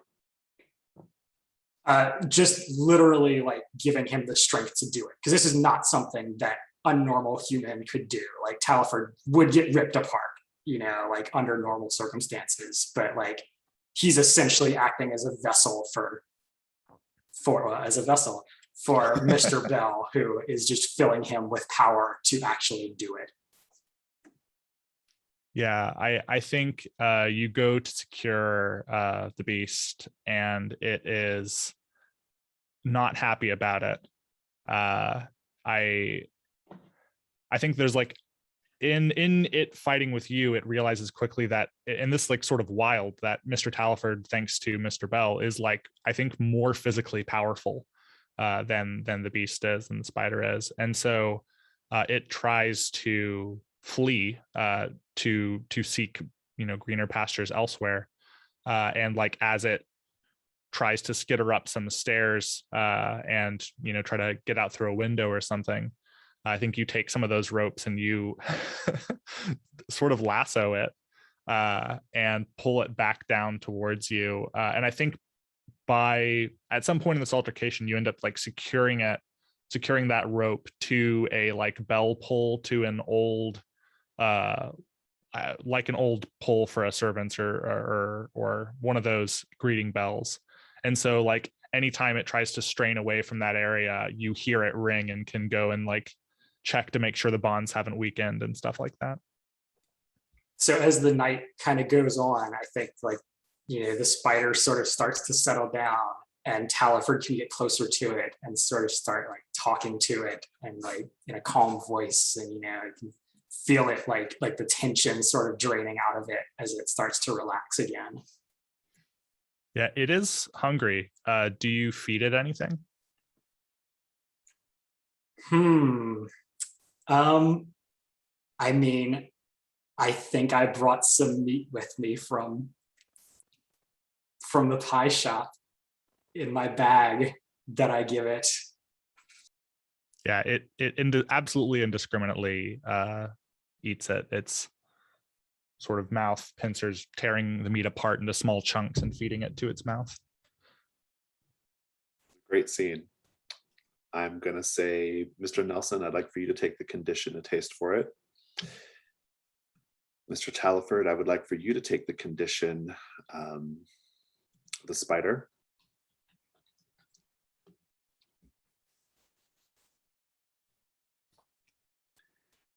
And Green, you'll catch just a little bit as they're leaving, and then if you want to follow them more, I'll give you a night move to try to follow them more. But as Mrs. Fig is walking out, she's walking side by side with the man who is dragging a massive knife on the ground. It's like a Final Fantasy size blade, right? Like dragging on the ground with blood. You see the cop's body, just blood gushing out of the neck wound. The madam, her face pale with terror.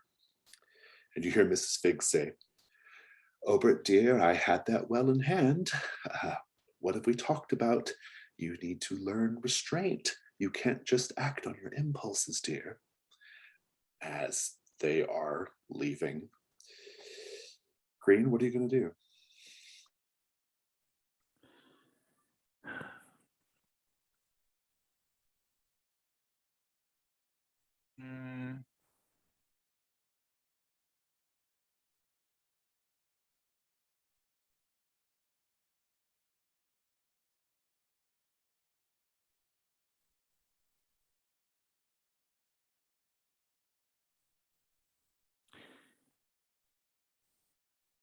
I think Green is actually going to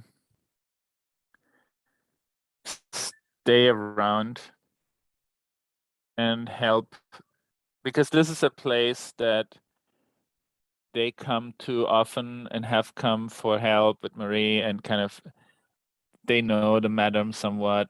And so I think now, especially with Obert apparently being there as well, I think Green decides to stay around and help clean up this mess. But also, I think trying to figure out like what did Miss Fig actually bring for the kids, and is there any information to be gleaned from that? I will give you an information move at the end here. So I think that's kind of like Green's skills will be that's kind of what Green at this point, like, okay, my skills are kind of needed here and I know how to clean up this mess and help. Like that's kind of more my thing right now. So Okay. I'm going to give you. I want to give you a condition. We could go straightforwardly with like shocked because of like what happened, or it could be something more that says something about your sort of like instinct to help here. I can see it going either way. Maybe something like, like always the last to clean up or something, like, Oh, that's pretty good. Always the last to leave. I like that. Okay, yeah.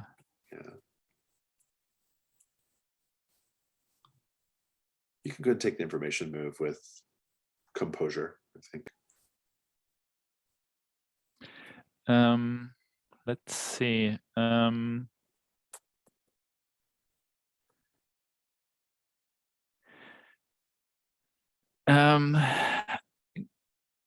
think, can I use the adder handle knife to help scrape blood off the floor while cleaning and so on? Yeah, it's fine. Yeah.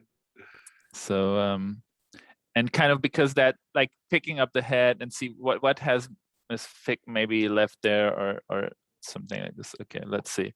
So then I'll roll with advantage. Yes, go ahead. Okay. Well, it's still a 8. Let me find you a clue.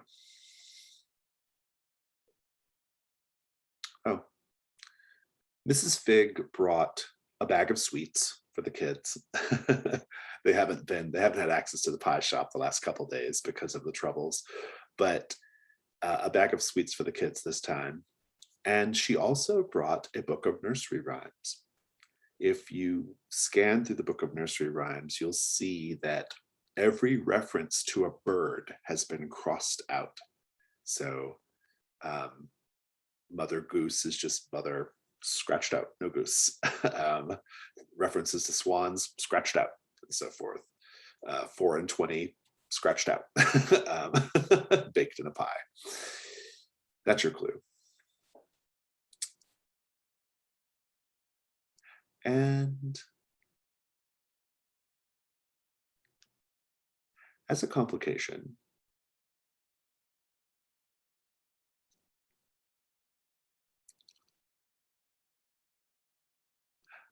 I think I'm going to give you marked by La Hortensia Fig.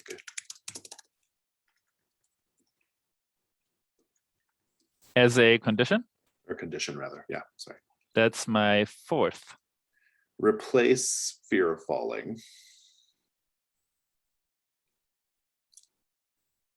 and mark your Janus mask. All right. And that will conclude the night phase.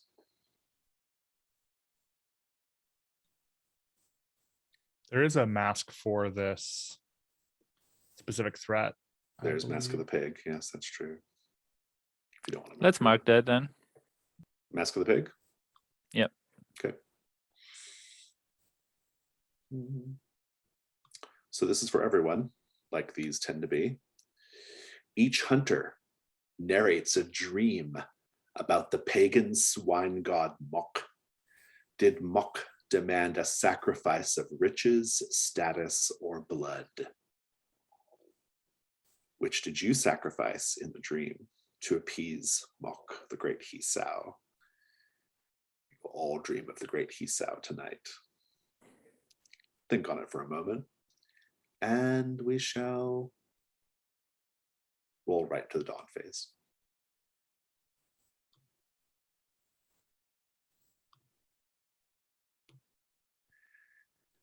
No threats were resolved. Let's go to dawn questions. No, we have not answered a question or resolved the threats. We're not doing the first. Nobody gets the first 2. However, Mr. Nelson and Mr. Talford both get XP. Should we still do that? Do one of the two clue questions? Is there time for that? I would save it just because you haven't had a chance to get together. Let's do that. Sure. Okay. Yeah, let's do that. Okay. So in any case, However, Mr. Nelson and Mr. Talford both get an XP for dealing with Mr. Nelson's curious condition, which is now marked, by the way. And let's continue on. Mr. Nelson, did you experience an echo in the night? I believe so. I tied in the bell pull that summoned the servant from the scene as well Indeed, as. yeah. Go ahead, mark XP. Did you use violence to solve a problem? If him directing Mr. Talford to contain him was instructing violence to solve his own problem, I don't know. That one's a Yeah, that's a bit. Yeah, that's a bit of a stretch. Did you stick out in London society for all the wrong reasons? I did wear some pretty outrageous clothes to a morning mass, but oh, that's true. Yeah, I'm into that. You can take that one. The fringe. yeah, all the fringe, big hat. All the fringe. Good. Well, also, yeah, you're not supposed to wear a hat in church, so that was doubly bad. But Green, did you experience an echo in the night? I don't think so. Did you have a scene showing your secret private life in London? I guess so. Another store, perfume store, and even the brothel. Yeah, absolutely. Did you ensure your employer got credit for your triumphs? Well, I think so. I mean, the perfect perfume, but sent officially by Mr. Quinn. Oh, that's true. Yeah, that's good. Yeah. And Mr. Talford, did you experience an echo in the night? You're muted, Dan. Yeah, taking off the jewelry and like undressing. Good. Did you perform a ritual? No. Did you counsel someone using your supernatural affinities as the basis for that advice?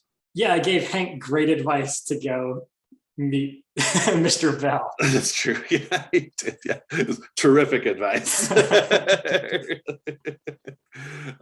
take that one. Good. Okay. With all that said, let's continue on with the dawn phase.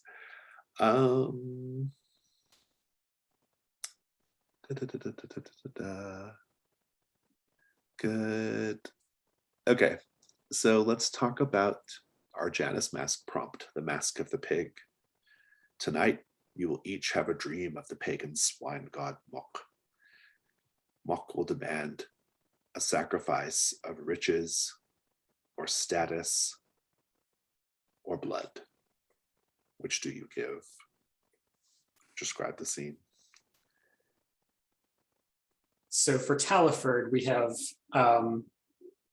like he's in a room. It's all very dark. There's just one table in front of him, and Mok is sitting opposite him at the table, and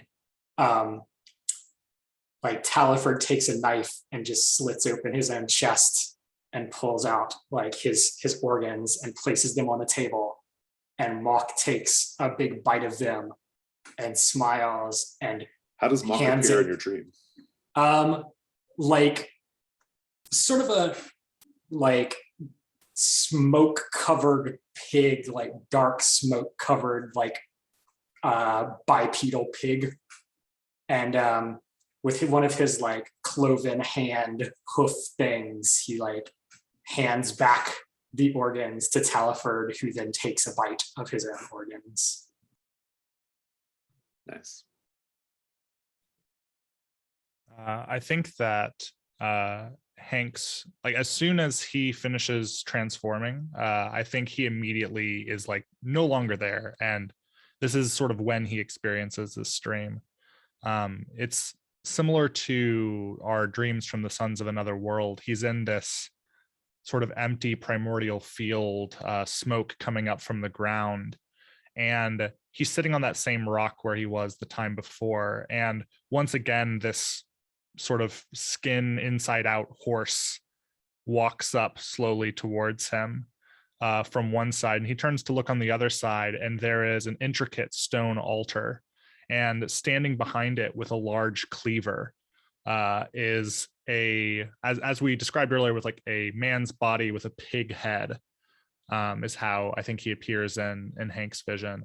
And he's holding this cleaver, and he lays it down on the stone altar, and Hank walks over to the cleaver, picks it up, goes back to this horse, decapitates it, and lays the head upon the altar. Good. I think it's a ritual scene in a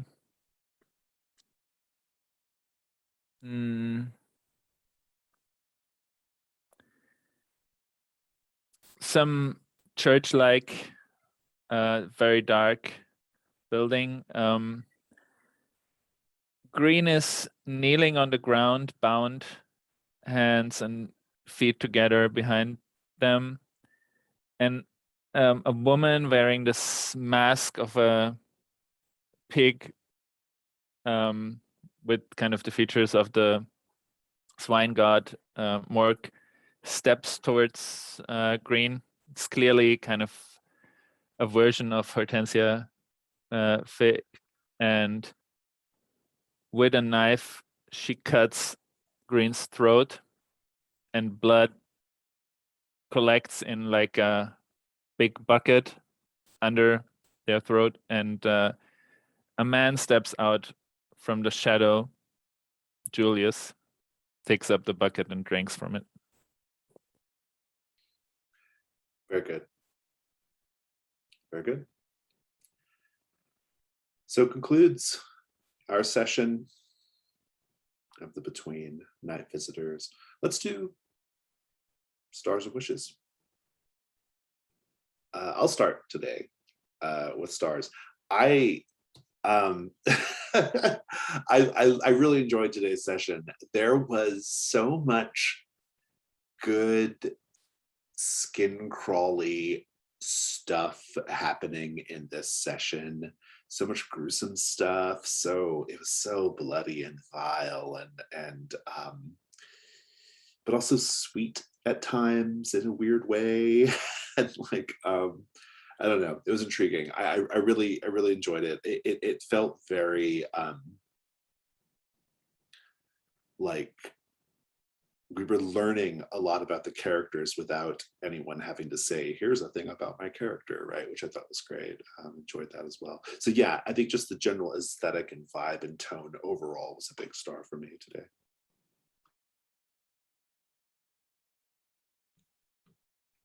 I think I have lots of stars. Yeah, as you said, this session was pretty wonderful, and we took it in all sorts of interesting places.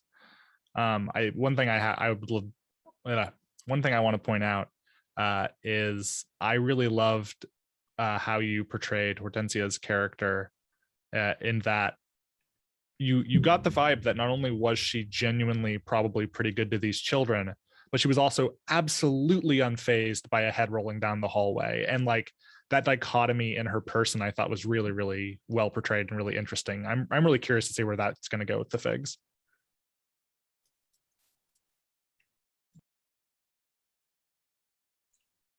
So for my star, I'm really enjoying Green's character arc of like just complete subservience to everyone, and like how like weirdly degrading it's turning out. Like just the whole vibe of Green's scenes are great.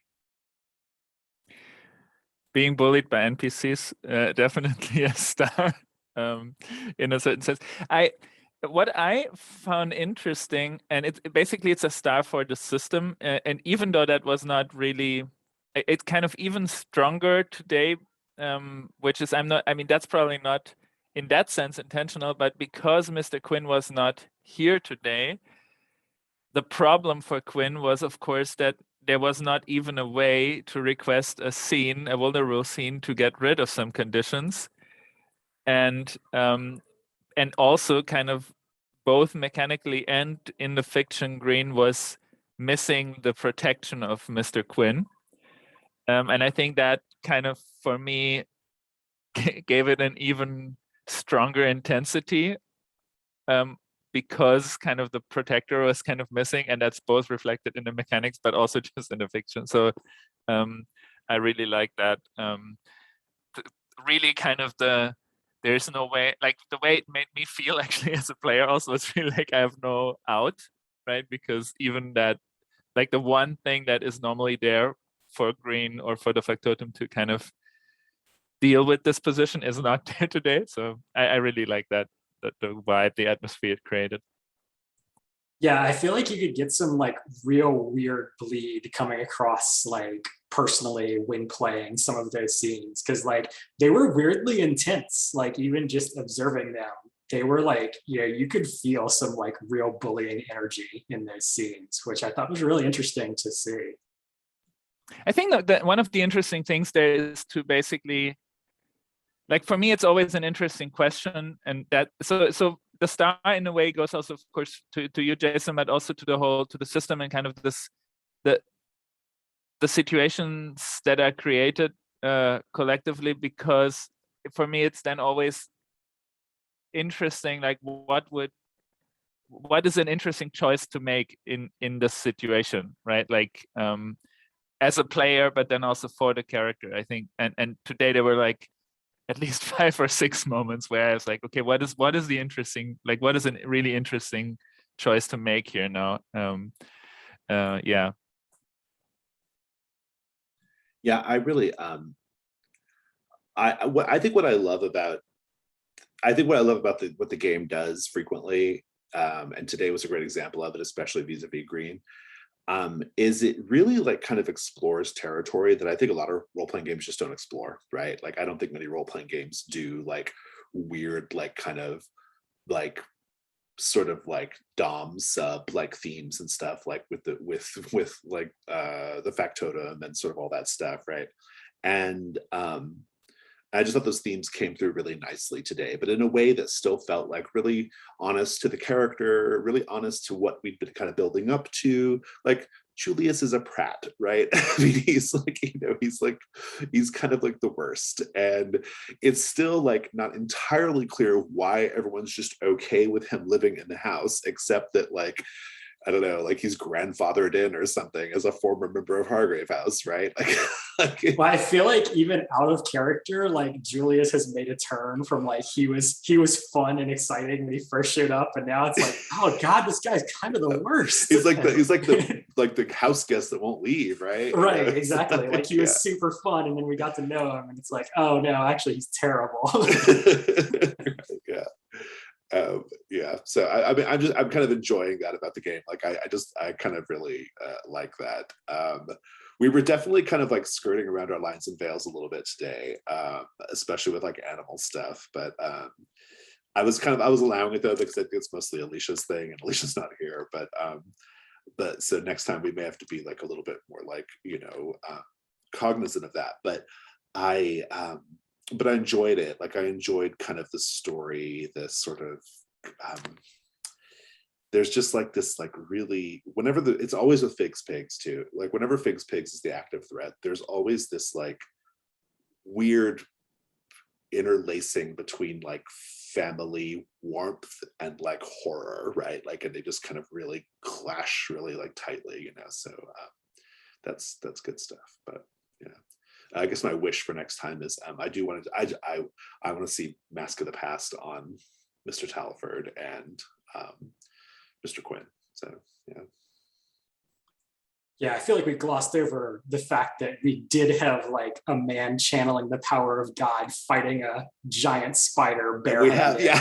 That was a great scene. It was a really good scene. Like it was, yeah, I loved it. It was awesome. Yeah. And I liked that it was like, I really liked that it was a scene with no dice, right? So it was just literally like, do what sounds cool without worrying about like success or failure. So yeah, like I enjoyed that a lot more than I thought I would. Like going into the night phase, I was like, all right, well, I guess we're doing this. But it was really cool.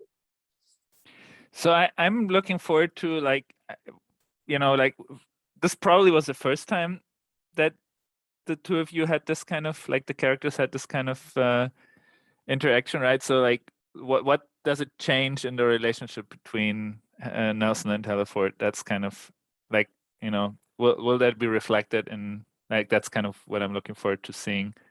You know, I like, do they become closer? Is this actually something that kind of, you know, they don't really want to talk about, or, you know, so yeah, I think I'm looking forward to that. Also, I think Green, especially because of this kind of heavy, I think Green needs to go see some comedies. I think that's I'm looking forward to this. And I think I kind of half decided, so Jason, we might need to work on this in between or whatever. So I think I'll write a custom move for your character. And so the first idea I had was to maybe call it always the last to leave. So we might see where that. Yeah, see what it goes. means. Yeah, it's good. Yeah, I like it. It's great. Any other stars or wishes? I also am excited to see how Hank and Taliford's relationship transforms after this and develops. But also just I've really loved watching the progression of Green and Julius. And we of course have this meta knowledge that Julius is in some way involved with the mastermind threat as well. And so just seeing how that might come into play with that, I'm keenly interested in where that's going also. This session did not go where I expected it to go, but it was very fun to see what did unfold. So it was good. Yeah, definitely. Okay. Anything else? All right. Well, in that case, I'm going to stop the recording.